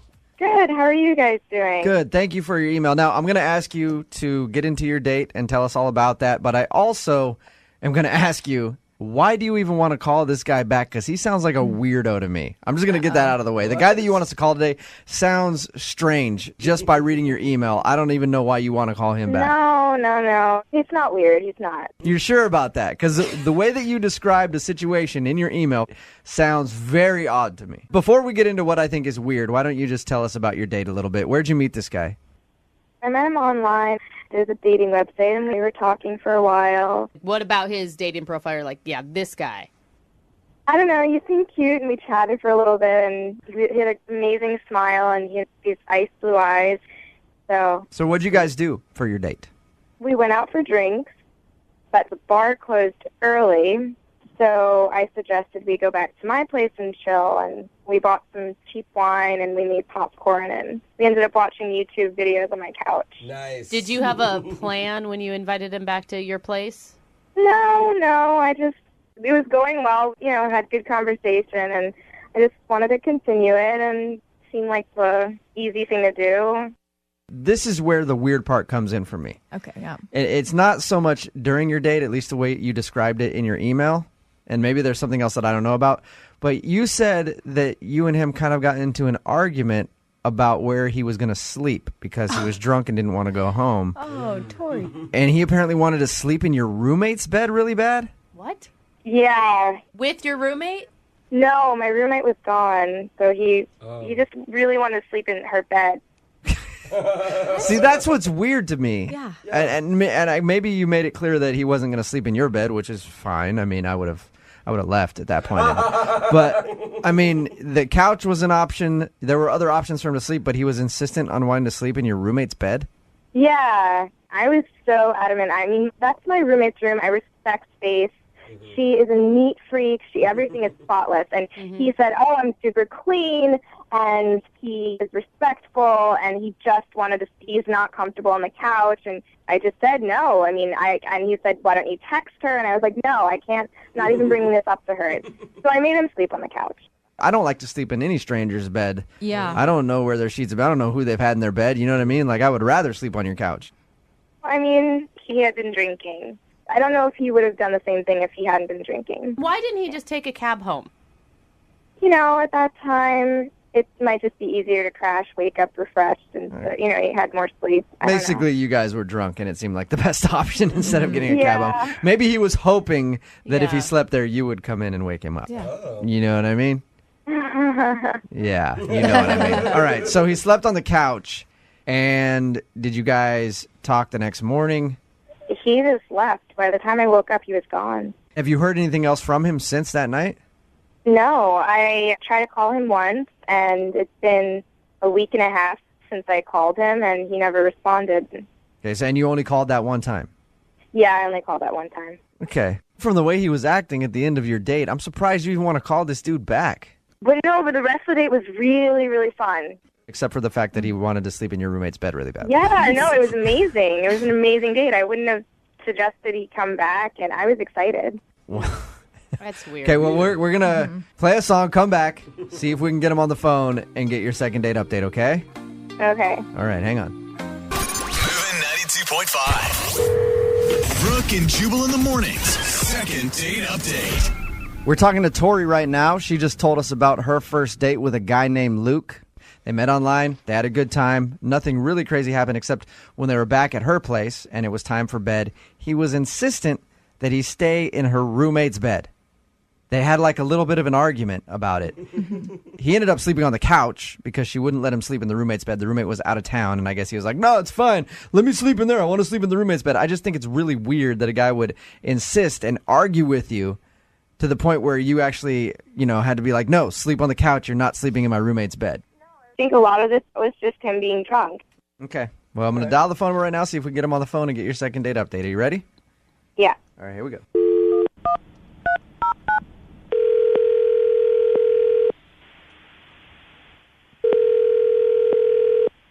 Hello? Hi, I was looking for Luke. Yeah, this is Luke. Luke, how are you? This is Jubal from Brooke and Jubal in the Morning. What? This is Jubal from Brooke and Jubal in the Morning, the radio show. I think you might have the wrong number. No, I'm pretty sure I have the right number. My name is Jubal. Jubal? Yes, Jubal if you want to Google it or follow me on Twitter, whatever you can. We're calling from a radio show because you recently went out on a date with one of our listeners, and they asked us to call you. I know it's weird. Okay, yeah. I'm sorry, this feels like a joke. Here, Luke, I'll explain to you, okay? So you recently went out with a girl named Tori who listens to our show, and she emailed us and asked us to see if we could get you on the phone and find out if something went wrong on your date or if you just didn't like Tori and you don't want to go out with her again. Okay. What exactly did she tell you? She just told us that you guys met online, went out to the bars, ended up going back to her house after, drank a little bit, and went to bed, and she woke up the next morning and you were gone. And she's tried to call you, but you haven't responded to anything, and it's been like a week and a half. So, And that's all she said? yeah, that's it. Is there something else? She didn't talk about her dog? She did not talk about her dog. We just talked about her date with you. We didn't even have any idea she had a dog. Yeah. Yeah, no, she has a little piece of dog. No! Hey. So you and the dog get along well. You don't like her dog, okay? Wow. So, No, her dog bit me. oh, the dog bit you. What? She has a little dog, and the dog bit me, and I was bleeding, and she didn't care, and I went to the Oh, that was going to be healed my it. question. Did she see the dog bite you? Yeah, she saw it. She's just rude. Okay, so she didn't apologize for it? Or punish the dog? She didn't do anything. She just sat there like it was normal. You were kind of drunk, right? Did you do anything to the dog? Did you provoke it in any way? I pet it. I touched it like you do with a dog. And then it bit you. Okay. And then it bit me. But Luke, you can't blame her for her dog biting you. I don't know, but if she's not training the dog properly. She could at least say, I'm sorry, or Yeah. something. I would Okay. be mortified if my dog bit someone. So that's why you don't want to go out with her again, because her dog bit you and she didn't apologize. Yeah, and on top of that, she wouldn't let me sleep in her roommate's bed. She made me sleep on the couch, and she's a Oh, man. That seems She a see, little according to her, all right. According to her, you guys had a great time other than the fact that you got into a little bit of an argument about sleeping in her roommate's bed, which, by the way, I think is kind of strange, Luke. But other than Well, that, it's she not says... strange. I mean, what else am I going to do? All right, well, other than that, she says you guys had a great time. You obviously feel the opposite. Yeah, she's rude. You can tell her I said that. Okay. And I don't want to see her again. All right. So what else do you need? Well, I do have one more thing, Luke, before I let you go. I appreciate you being honest with us. I'm sorry that you had to put up with Tori's rudeness. Oof. Normally, I wouldn't take that from a listener of ours being rude to somebody, but Okay, what? I need to tell you that Tori is actually on the other line. What? Yeah, hi. I'm sorry. I'm going to go. I don't want to do this. No, hang on, Luke. Luke, at least talk to Tori. Talk to her about what? We'll talk to her about how you feel that she's rude. Maybe, you know. Get off your chest. You're rude. You're rude. Control your dog. I'm a teacup Pomeranian. Your dog bit me. You didn't apologize. Yeah, and that's yeah, fucking man weird up. and rude. I warned you to not wave the popcorn in Shia's face, but you did it, so you got what you deserved. Whatever, it doesn't matter. Your dog bit me and you didn't apologize, and so I'm not interested. You need to get a muzzle for that thing. No, I What- think you need a muzzle. What kind of dog did you say it was, Tori? It's a teacup Pomeranian. It's a tiny little dog. It's Luke, literally like 5 pounds, not even. Luke, that thing couldn't have done that much damage. Really? I was bleeding. I don't know what else to say. You made it sound like she had a Rottweiler. It's a tiny dog, and it did not break the skin. I'm sorry. I did not see you bleeding all over my floor. I was bleeding. You're blind. You were bleeding. Are you? No, I'm not. I'm Are you? sorry. This is a tiny dog. How tall are you? You're acting like it bit your arm off. Don't be a. Oh, jeez. All right. I have nothing to say to you. You're a your dog. Whoa. I don't Wow, wanna see you really? again. Yes. Wow. Tori, Sorry if you think I'm rude, but then you wanted to sleep in my roommate's bed. I mean, if someone Right. is not offering. Okay. Bottom line here is you're rude. I had a terrible night. Obviously, you think we had a good one, and I just don't want to ever see you again. This is intense. Clearly, I was wrong, and clearly you are as weird as everyone thought you were. Okay, you Hey. have no idea. Everyone was Clearly. asking me, why are you calling this guy? Yeah, and then you know what? They were right. Hey, were Luke. right. Luke, I appreciate it. Don't go anywhere yet. I still have one more thing to ask you, and I will let you go, okay? Fine. Hurry up. All right. I just want to ask if you would go out with Tori on a second date. We'll pay for it. Luke? Is that a real question? Come on, man. I'll pay for it. One more chance. All right. There you go, Luke. Pretty clear answer. Hey, Tori. Wow, Tori. You got your answer. Apparently, Luke thought you were the rudest person on the planet. I feel like he was extremely pushy, and I was just being courteous. I mean, Okay. Yeah, at the beginning of this phone call, Tori, you're like, he's the best guy ever. I love him. No, I mean, this is totally different. I had a good time with him, but now, I mean, talking about my dog like this, I mean, he's I don't date and he's an ass. You still kind of want to call him, though, don't you, Tori? No. Oh, no. Oh, no. I'll let my dog meet him again. Brooke and Jubal in the morning. Guy in today's second date update exchanged bodily fluids with his date, and they didn't even really touch. I am so confused. Or impressed. Impressive. Okay. Yeah. His name is Justin. Justin, what's up, man? What's going on, guys? How you guys doing? Not too bad. Probably better than you. I read your email, and something that just sounds disgusting happened on your date. I mean, I guess it's all in perspective. I'm honestly amazed that you're still standing right now, because if what happened to you happened to me on a date, I probably would have doused myself in gasoline and set myself on fire. Just Wow. so gross to Pretty me. extreme. Oh my God. What happened? This is killing me. What happened?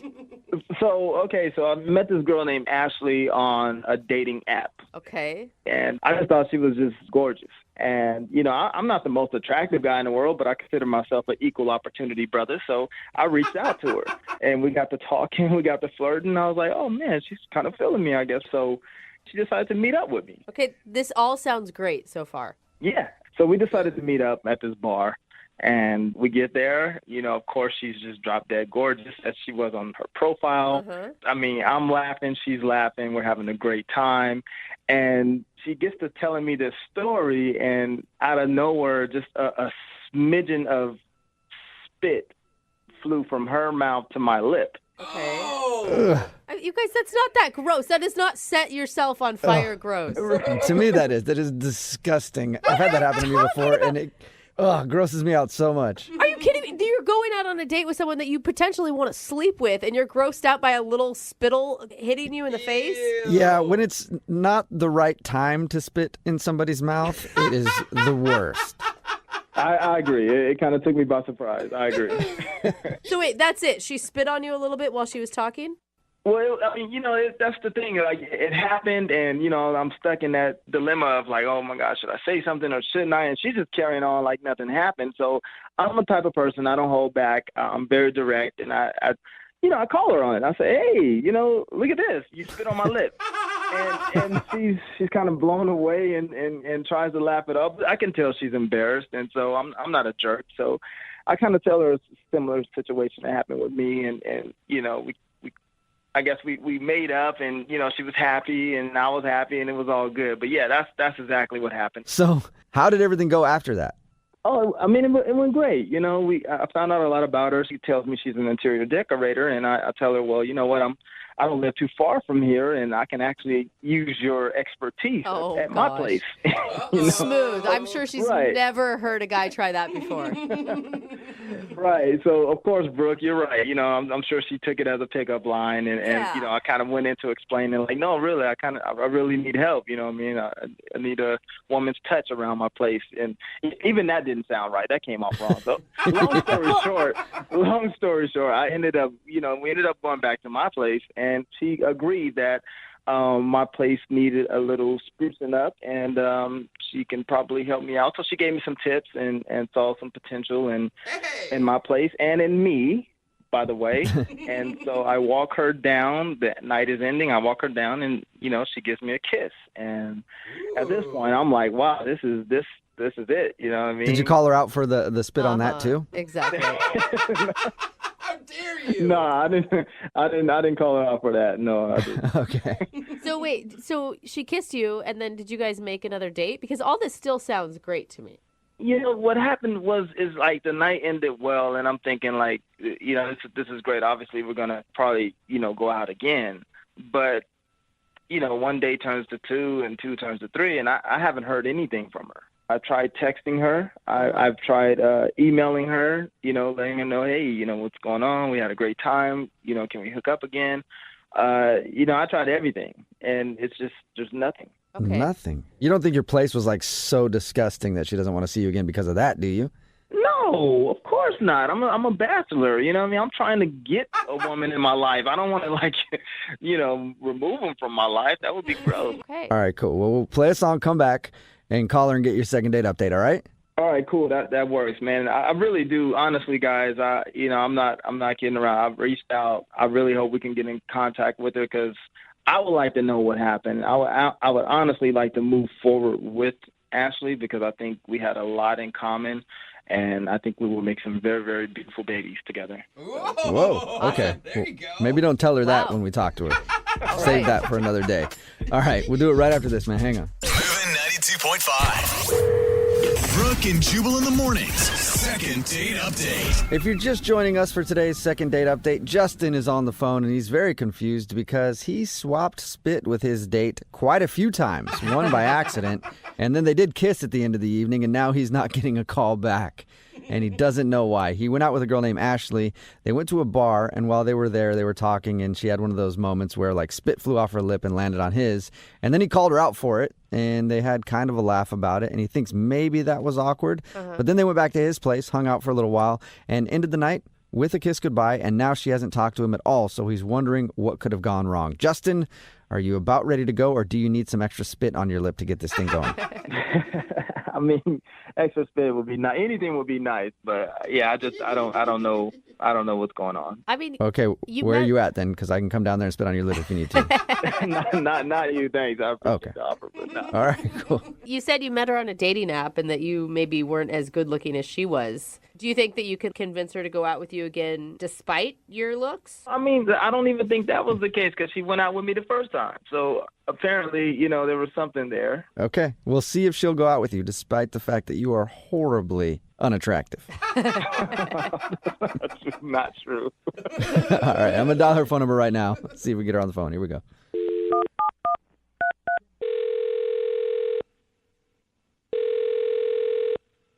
Hello. Hi, can I speak to Ashley, please? This is she. Hey, Ashley, how are you? This is Jubal from Brooke and Jubal in the Morning. Brooke and Jubal in the Morning? It's a radio show called Brooke and Jubal in the Morning. My name is Jubal. Hi. Hi. Hi. Have you ever heard of the show before? I've heard of you guys. I don't listen as much, but Okay. Yeah. Well, that's cool. Maybe you'll listen more after today since we actually get to talk to you on the phone. We actually are calling you today because we got an email about you from one of our listeners. Oh, my goodness. It's a dude named Justin that you went out on a date with. What? I can't tell. Was that a good what or a bad what? And that was a creepy what?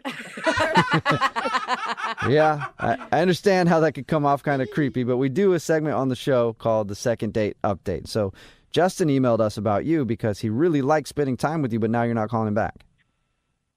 Oh, my goodness. I can't even believe he did that or we're even doing this. Really? Yeah. He said some really nice things about you. Okay. One, he said you were drop dead gorgeous. Uh-huh. Okay. Did you not get that vibe from him that he thought you were gorgeous? I mean, I get that he was into me, and, I was into him too at first. Uh-huh. Then it just, I don't even know if I want to talk about it. It's crazy. It's almost crazy weird. Like, just, I don't know. You have to tell us because he told us that you guys kissed at the end of the date. Like, everything that he said about the date sounds perfect. So, yeah, the kiss was nice, but afterwards I just had this unsettling feeling because we were kind of emailing. So he emailed me, and, it was a nice email, but the attachment to it is what freaked me completely out. Oh, no. Uh-oh. Did he send you All I can think of is like a picture attachment of something that you probably didn't want to be seeing. Yeah, it's actually worse than what you're thinking. How? How could it be worse? Because we're all thinking the same thing. Yeah, no, not that at all. So it was a picture of us in his living room on the night that I was there. Like, it was almost like a hidden camera. What? Whoa. Hold on. Yeah, and it was a little caption there just, saying how he wanted to go out again, and he had a great time. And I'm thinking, wait a minute, you filmed us? Is this something that you do? Wait, and you're like, this isn't like a selfie. I'm just totally being clear here. This is not a selfie. We took no pictures together. There shouldn't have been a picture of us, period. Whoa. So you That think he is had like some sort of camera in his living room filming you guys? Yes, exactly. And it totally freaked me out. I didn't know what to do. It made me nervous. I was done after that. What do you mean freaked you out? Wait, are Ashley, you kidding me? this is Justin. Okay, wait, what is going on here? What is this? Well, that's Justin who's on the other line listening to this conversation. And apparently he couldn't wait for me to call him in and let you know that he was on the other line. So, yeah, Justin's here. Hey. Wow. Wow, yeah, right? Wow. You see the extent that I go to just to get you on the phone? Oh my God. First of all, hi, how are you doing? I mean, we haven't spoke since we had this amazing date, so... Amazing date, but do you normally do that? Do you take pictures of the woman that you invite into your house and send them to her without her knowing? That's what you think this is. That's not what happened. I mean, I can understand what you mean by being freaked out about that, but that's not what's happening. I just thought it was sweet. No, that is so creepy. How is that crazy? How is it creepy? It was no. Oh, okay. Oh, you guys think that I set her up to get her to my place and to spy into some kind of freaky deaky shades of gray? Yeah. Because that's what I think that's exactly what everybody thinks. How did you have a picture of you guys in your living room and there was no cameras in sight? Right. So here's the thing. It was my security camera that I have set up in my apartment. I have several cameras in my apartment for protection, and that's just the thing to do. Everyone does that. So what happened was I reviewed the tape, because I review my tapes and to make sure no one's trying to creep into my place or anything. And I saw there was this very beautiful picture of us that I captured, and I sent it to her just to kind of get her attention. I thought it would be sweet. It's no different than what Hallmark does. What? Oh my God, are you even hearing this? You just don't do that. I don't see anybody that does that. I hear you. It was your security camera, but the nerve of you to send a picture, that's creepy. Nobody does that. First of all, it's not creepy because you're very beautiful, right? And you have your picture on an app, so you put your picture out there for strangers to view you anyway. And it just so happened that we were together. I mean, what's the difference? Justin, there's a huge difference. And who puts security cameras in their living room? Like maybe at your front door to get people like stealing packages or something. But like in your living room, man. Brooke, now I'm sure you have someone has a picture of you somewhere in the universe in their living room right now. That is freaking me out, man. And what happens if you and Ashley would have gotten it on the couch? Then you suddenly have a video of her that you could do whatever with. Like, no wonder Ashley's freaked out. Look, I'm not a pervert. I'm not that dude. I would have deleted that, of course. Yeah, I would have watched it a few times and then deleted it for sure. But no, I'm not that guy. That's not what this is about. I really did have a great time, and I was just trying to get her attention. Yeah, you definitely got my attention with that one.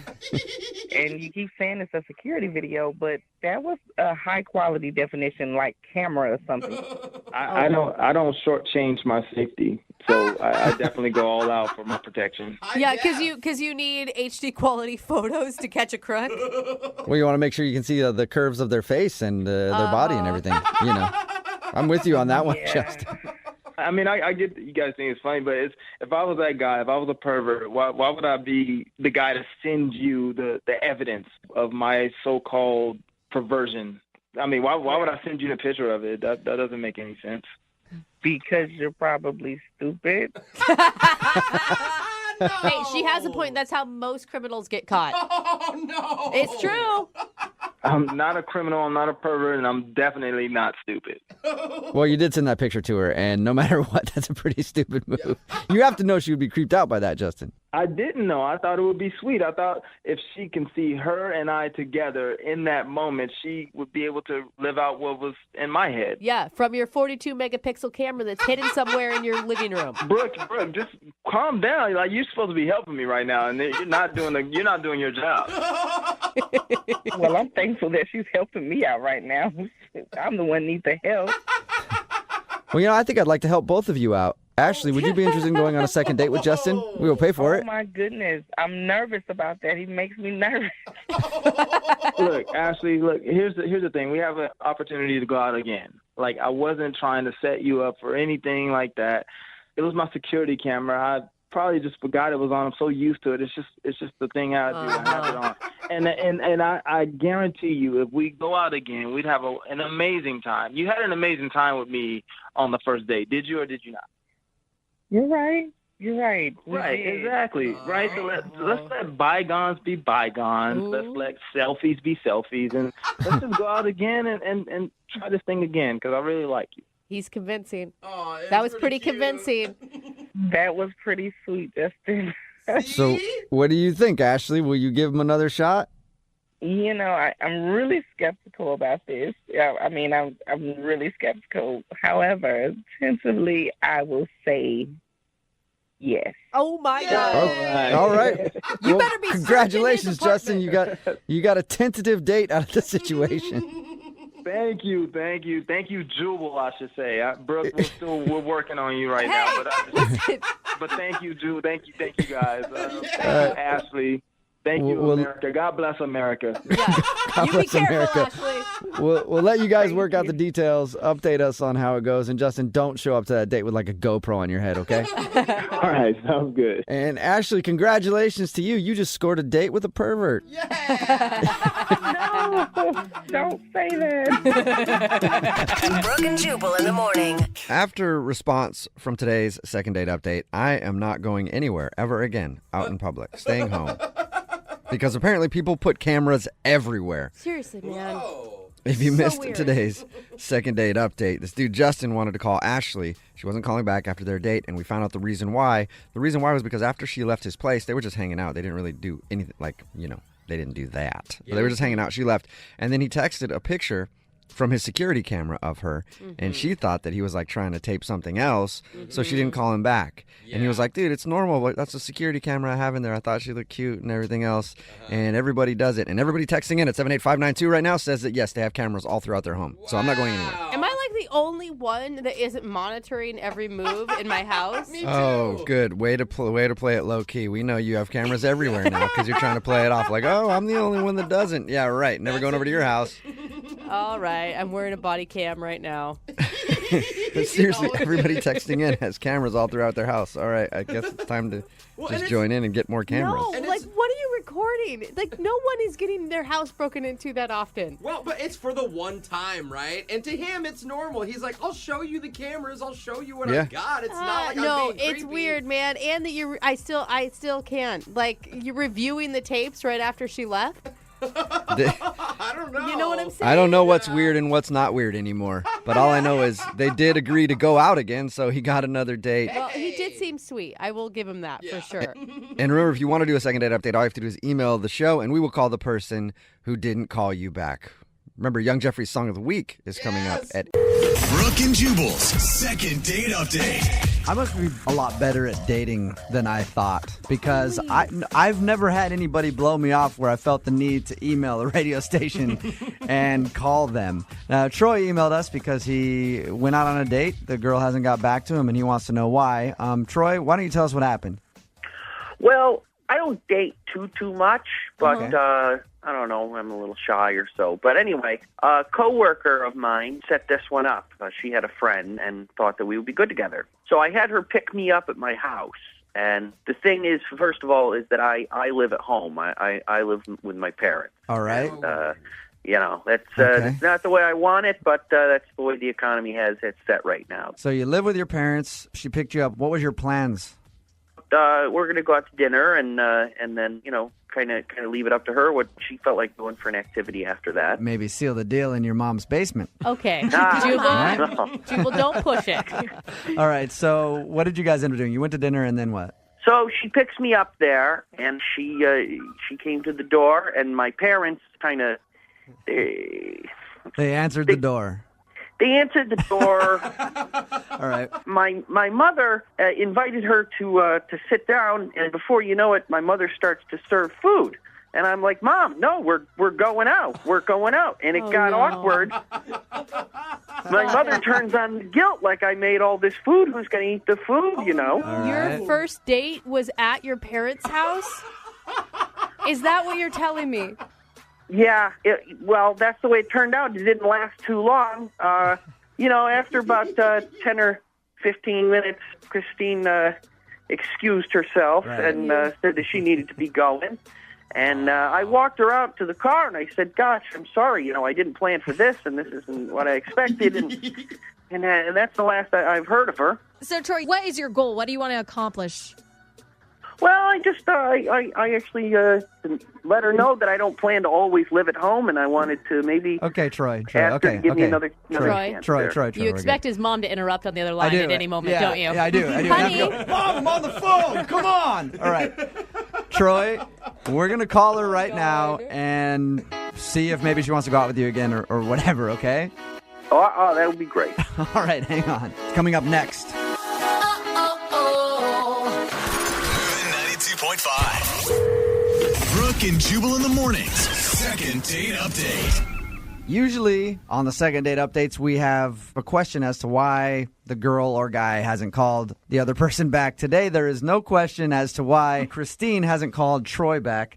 Troy lives at home with his parents. When she went over to the house, his parents answered the door, ended up taking her inside, and started to serve her dinner. In other words, their first date was pretty much going to be at the dinner table with his parents.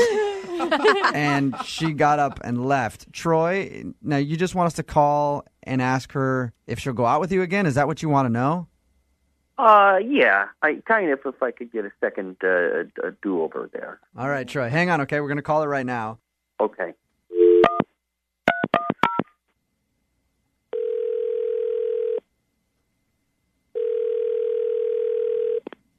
Hello, Hey, is Christine there? this is her. Hey, Christine, how are you? This is Jubal from Brooke and Jubal in the Morning. I'm moving 92.5. Are you familiar with our show at all? Yeah, is this for the cutest baby contest? I put my niece in there. I don't think she won. No, your niece was not the cutest baby. Oh. Well, I mean, you didn't win that. Oh, thank you. Somebody submitted an email about you for the segment that we do on our show called Second Date Update. You didn't really go on a date with this person so much as to showed up at their house and their mom tried to make you dinner. Oh, no. You know what I'm talking about, right? Yeah. Oh, I know what you're talking about. Christine. Troy. Was it just too weird for you? What's the deal? Well, it was incredibly weird, but it wasn't like because his mom was there. That's not why I left. Like, I mean, it's kind of weird he lived with his parents, but it was fine. I understood, like, he wanted me to know that. And they were super nice. And we sat down. I thought we were just going to, like, have a bite, mingle for a minute and go. Okay. And during dinner, his mom started, like, talking to me. And she starts asking me about children, if I want children and what I think about having children. So it was less the dinner and the awkwardness of him living at home and his mom making dinner, more her line of questioning on a first date. No, it gets better. Oh. Then she proceeded to tell me that Troy has children. What? Yeah, and I'm 23. Right. Like, I'm not ready to be like super stepmom. Like, I just kind of freaked out and I laughed. Okay, Can Christine, you blame me? Troy's on the phone right now. Troy? Oh, God. Yeah, hi. Hi, Christine. Oh, no. Troy, do you have kids? Well, here's the thing. No, Troy. It's a yes or a no question. Yes, I have a daughter, but she lives a couple states away. It's not like I have a kid around the house, and it's not part of my day-to-day life, but it is I part don't of think my that makes biography. it any better. Yeah. You don't have to share the chores at your parents' house with your own kid, is what you're saying. So, How are you honest about living with your parents, but you're not honest about that? It's not something I'm not honest about. I talk about it. It's just it hadn't come up, and it's part of the reason that I have to live at home is I have to make child support payments. I'm responsible for it. I'm not a deadbeat dad or anything like that. But geez, I didn't expect that was going to be the deal breaker there. Huh? so that was moving a little too quick. It was more like that it came from your mom, like right off the bat. I mean, totally took me off guard. Wow. Kind of shocking. Christine, I mean, he probably didn't know that his mom was going to do that. It's a little weird, the situation of walking into his parents' house and them sitting you down and feeding you and stuff. And that seemed to not bother you that much. Had you given him a chance to maybe go out on the date and him break the news to you, would it have been different? Maybe, probably, I guess. It just, like I said, it was super shocking, and it just happened really fast, and it was like too much. I just couldn't deal with it. Well, the show will pay for you guys to go out on a second date if you're interested. Not at his parents' house. Yeah. Troy, you're not on restriction or anything, right? You can go out still? When's curfew? Oh, very funny. Yes, of course. I can come and go as you please. Troy, would you want to go out on a second date with her if she'll do it? Oh, absolutely. I surely would. Okay. Christine?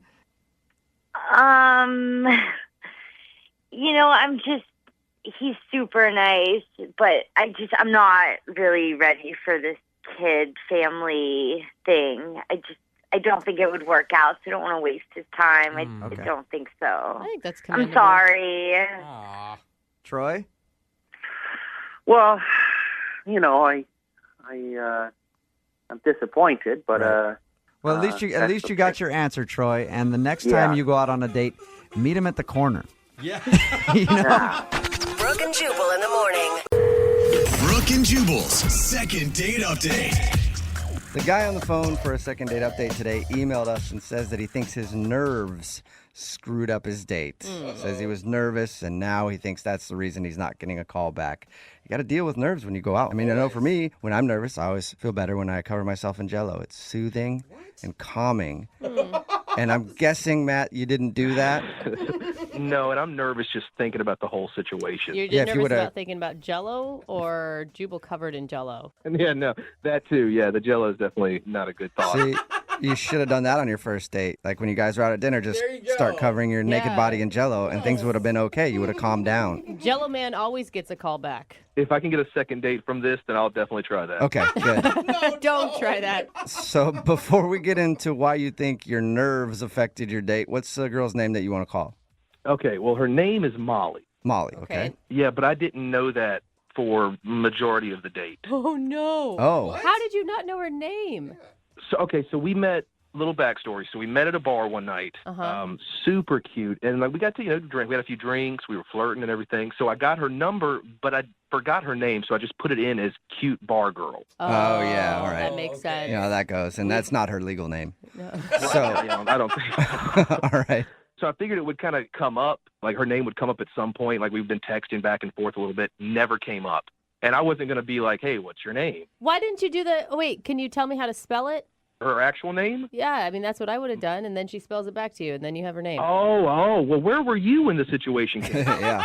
It's a good trick. Unless their name's super easy and then there's no other way to spell it and you're like, I it's just Sam. forgot your name. Yeah. It's 3 letters. Well, the problem was I ended up asking her out to dinner, still didn't know her name. Okay. Okay, that's a conundrum. That would make me nervous going into it as well. Oh, no. Right. Well, I figured it would come up naturally in conversation. Again, didn't come up. Went to dinner. What did you think was going to happen? She was going to refer to herself in third person? Hey, it's me, Molly. Maybe. I don't. I think I was too busy worried about the fact that I didn't know her name and how I was just going to kind of play it off. So what did you do to figure out her name? Well, the first thing that I tried, there was a couple that was like sitting right near us. So I just turned to them and I was like, hey, is it your anniversary? We're on a first date. You just said that? I was just kind of hoping, I was going to be like, hey, I'm Matt. I was hoping she would say, hi, I'm Molly. They just looked at me like I was the weirdest person in the world. They were just like, no, it's not our anniversary. Yeah, shut up, weirdo. Okay. Pretty much. So that didn't work. Okay. So I gave her a nickname. I was calling her Dimples. Oh, just because God. that's the only thing because she had cute dimples. That was the only thing that I could think of at the moment. So I was just, yeah, Dimples. Did she like that or not? Because nicknames, I mean, if you like the person that gives you the nickname, cute. If you don't, really condescending and obnoxious. So in order to shield the fact that you didn't know her name, you just gave her a nickname and said, I'll call you this. Yeah, but I just kept, because I kind of just thought it was a natural thing. I was just like, yeah, Dimples, we're cool enough that you have a nickname now. Oh, God, just talking about it. All right. So obviously you know her name now. How'd you figure it out? Well, another time I tried, we were walking down the street, came across some people doing like a signing petition thing. So I'm trying to convince her to sign the petition. I'm like, come on, it'll be fun. It's stand up for something. I don't even remember I don't even remember what the petition was for. It's like a petition to like murder puppies, and you're like, let's do this. Oh, I'm all for that. All right. I was, come on, we'll sign it. You know, she's like, no, I don't want to do. We're on a date right now. I don't want to sign up for anything like that. Oh my God. Okay, at this point, you should have been like, hey, you want to play a game? Let's see whose driver's license photo is worse. Again, all of these ideas sound great now. Finally, so I saw a Starbucks, and I was like, let's go to Starbucks and get a drink. Let's get a coffee at Starbucks. Oh, yeah, because they ask your name. Unless she orders under your name, and then they just call out your name for both coffees. Well, they said, what's the name? I just kind of looked at her. You know, we just looked at her real quick. But no, finally, they wrote it on the cup, called it out. So finally figured it out. But that was by the end of the date. Oh, my God. And now she hasn't called me back. How did the date end? I mean, everything, it didn't end on a kiss or anything. It was just one of those, hey, have a great night. And I'll hopefully talk to you soon. You know, she's like, yeah, sounds good. It sounds like you could have been an awful date because the only thing you were concentrated on the entire time was finding out her name. Yeah. Right. That's the thing. That's what I'm worried about. I'm worried that I put too much effort into trying to figure out what her name was and didn't pay any attention to her. Right. Yeah, and it's possible. or you could have just been honest with her in the very beginning and be like, I'm sorry, I was drinking that night. I put you in as cute bar girl. What's your name? Right. And now I feel like I've dug the hole so much that I can't go. Like, I've already figured out the name, which I don't know. I guess down the road that would be a funny story. But right now I'm too worried that would put her off. Yeah. Okay. Well, we'll play a song and then come back and call her and get your second date update, all right? That would be so awesome. I'd appreciate it. Hang on. It's like right now. Moving 92.5. Brooke and Jubal in the mornings. Second date update. If you're just joining us for today's second date update, we have a dude on the phone. Can't remember his name right now, so I'm just going to call him Britches. Hey, Britches. Oh, that's cute. You ready to do your second date update? Yes, absolutely. Matt is on the phone, and Matt wants to call a girl named Molly. He thinks that the fact he didn't remember her name on the date might be the reason that she's not calling him back. They met at a bar, and he put her number in his phone and just put the name in as cute girl at the bar or something like that. And then came time for them to go out, and he didn't know her name was Molly. So he kept trying little things to get her name, and he thinks that probably is what did him in because it was maybe obvious that he didn't know her name. Matt, if it does have something to do with the way you were acting, do you want us to tell her that it was because you forgot her name? Or so I want to tell her myself because I think it's something that should come from me and not you guys. Okay, so you're ready to just be honest and see if she'll give you another chance and forgive you. Yeah, let's give that a try. I think that's a good way to live your life. It's what you should have done the first time around. But you know what? Everyone deserves a second chance. Mm-hmm. Well, cool. Yeah, no, I'm really embarrassed. Like, really, I don't know. I'll figure it out. Okay. Well, I'm going to dial her phone number right now and see if we can figure out what the problem was. Here we go.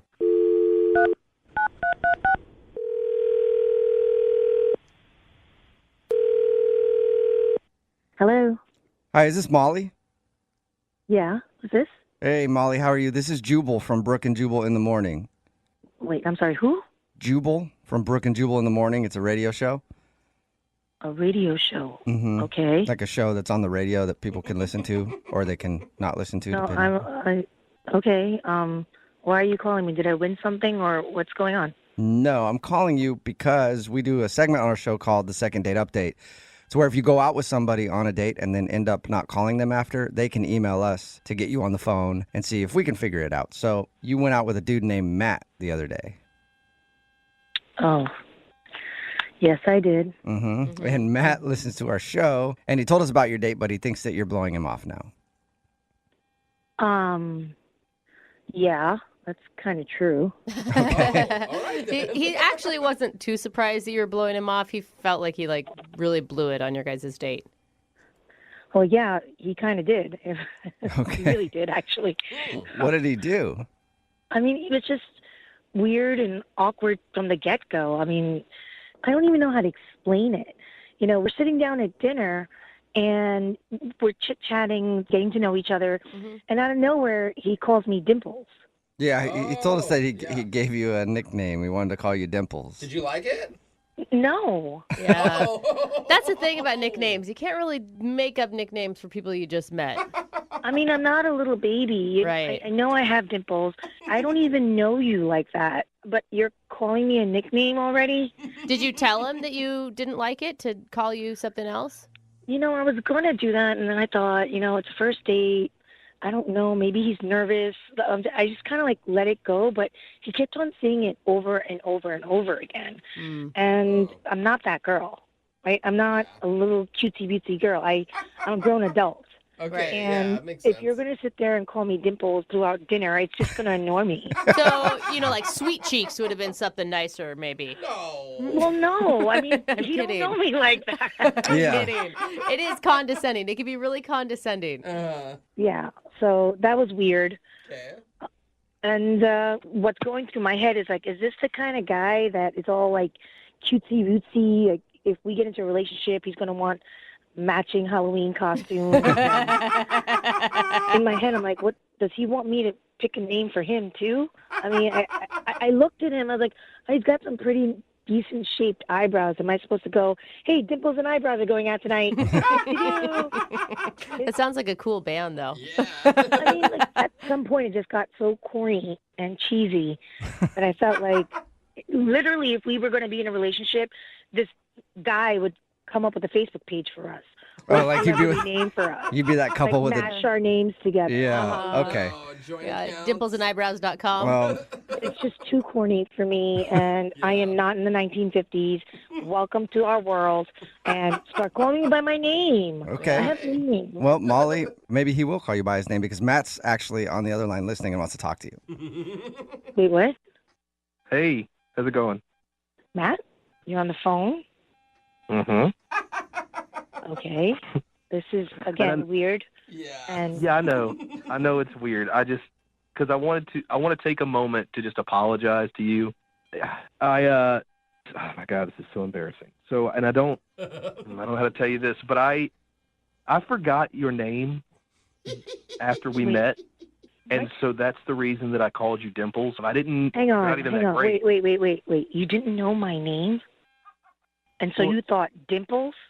See, this is I'm really very, embarrassing. very Like, I wish I knew what to say confused to you. Like, right I'm sorry. I want you to know that I'm super sorry for making you feel weird or creeped out or feel like that I'm weird or anything like that. And I don't even know why I said dimples. Like, I honestly don't know. You don't even have, like, great dimples or Wait, anything what? like that. I don't have great dimples? Well, what I mean is they're not like, it's not like that's like the best feature on, that's not your best feature is what I mean by that. Matt, you want to stop when your ankle gets down your throat. Oh, my God. Matt, he is totally throwing himself under the bus right now. You went from, like, I am super confused right now. You went out on a date with me and didn't even know my name? How is that even possible? No, I had met and talked to so many girls that night at the bar that I didn't remember your name. That doesn't sound, now that I say that, it doesn't sound. That doesn't sound good at all.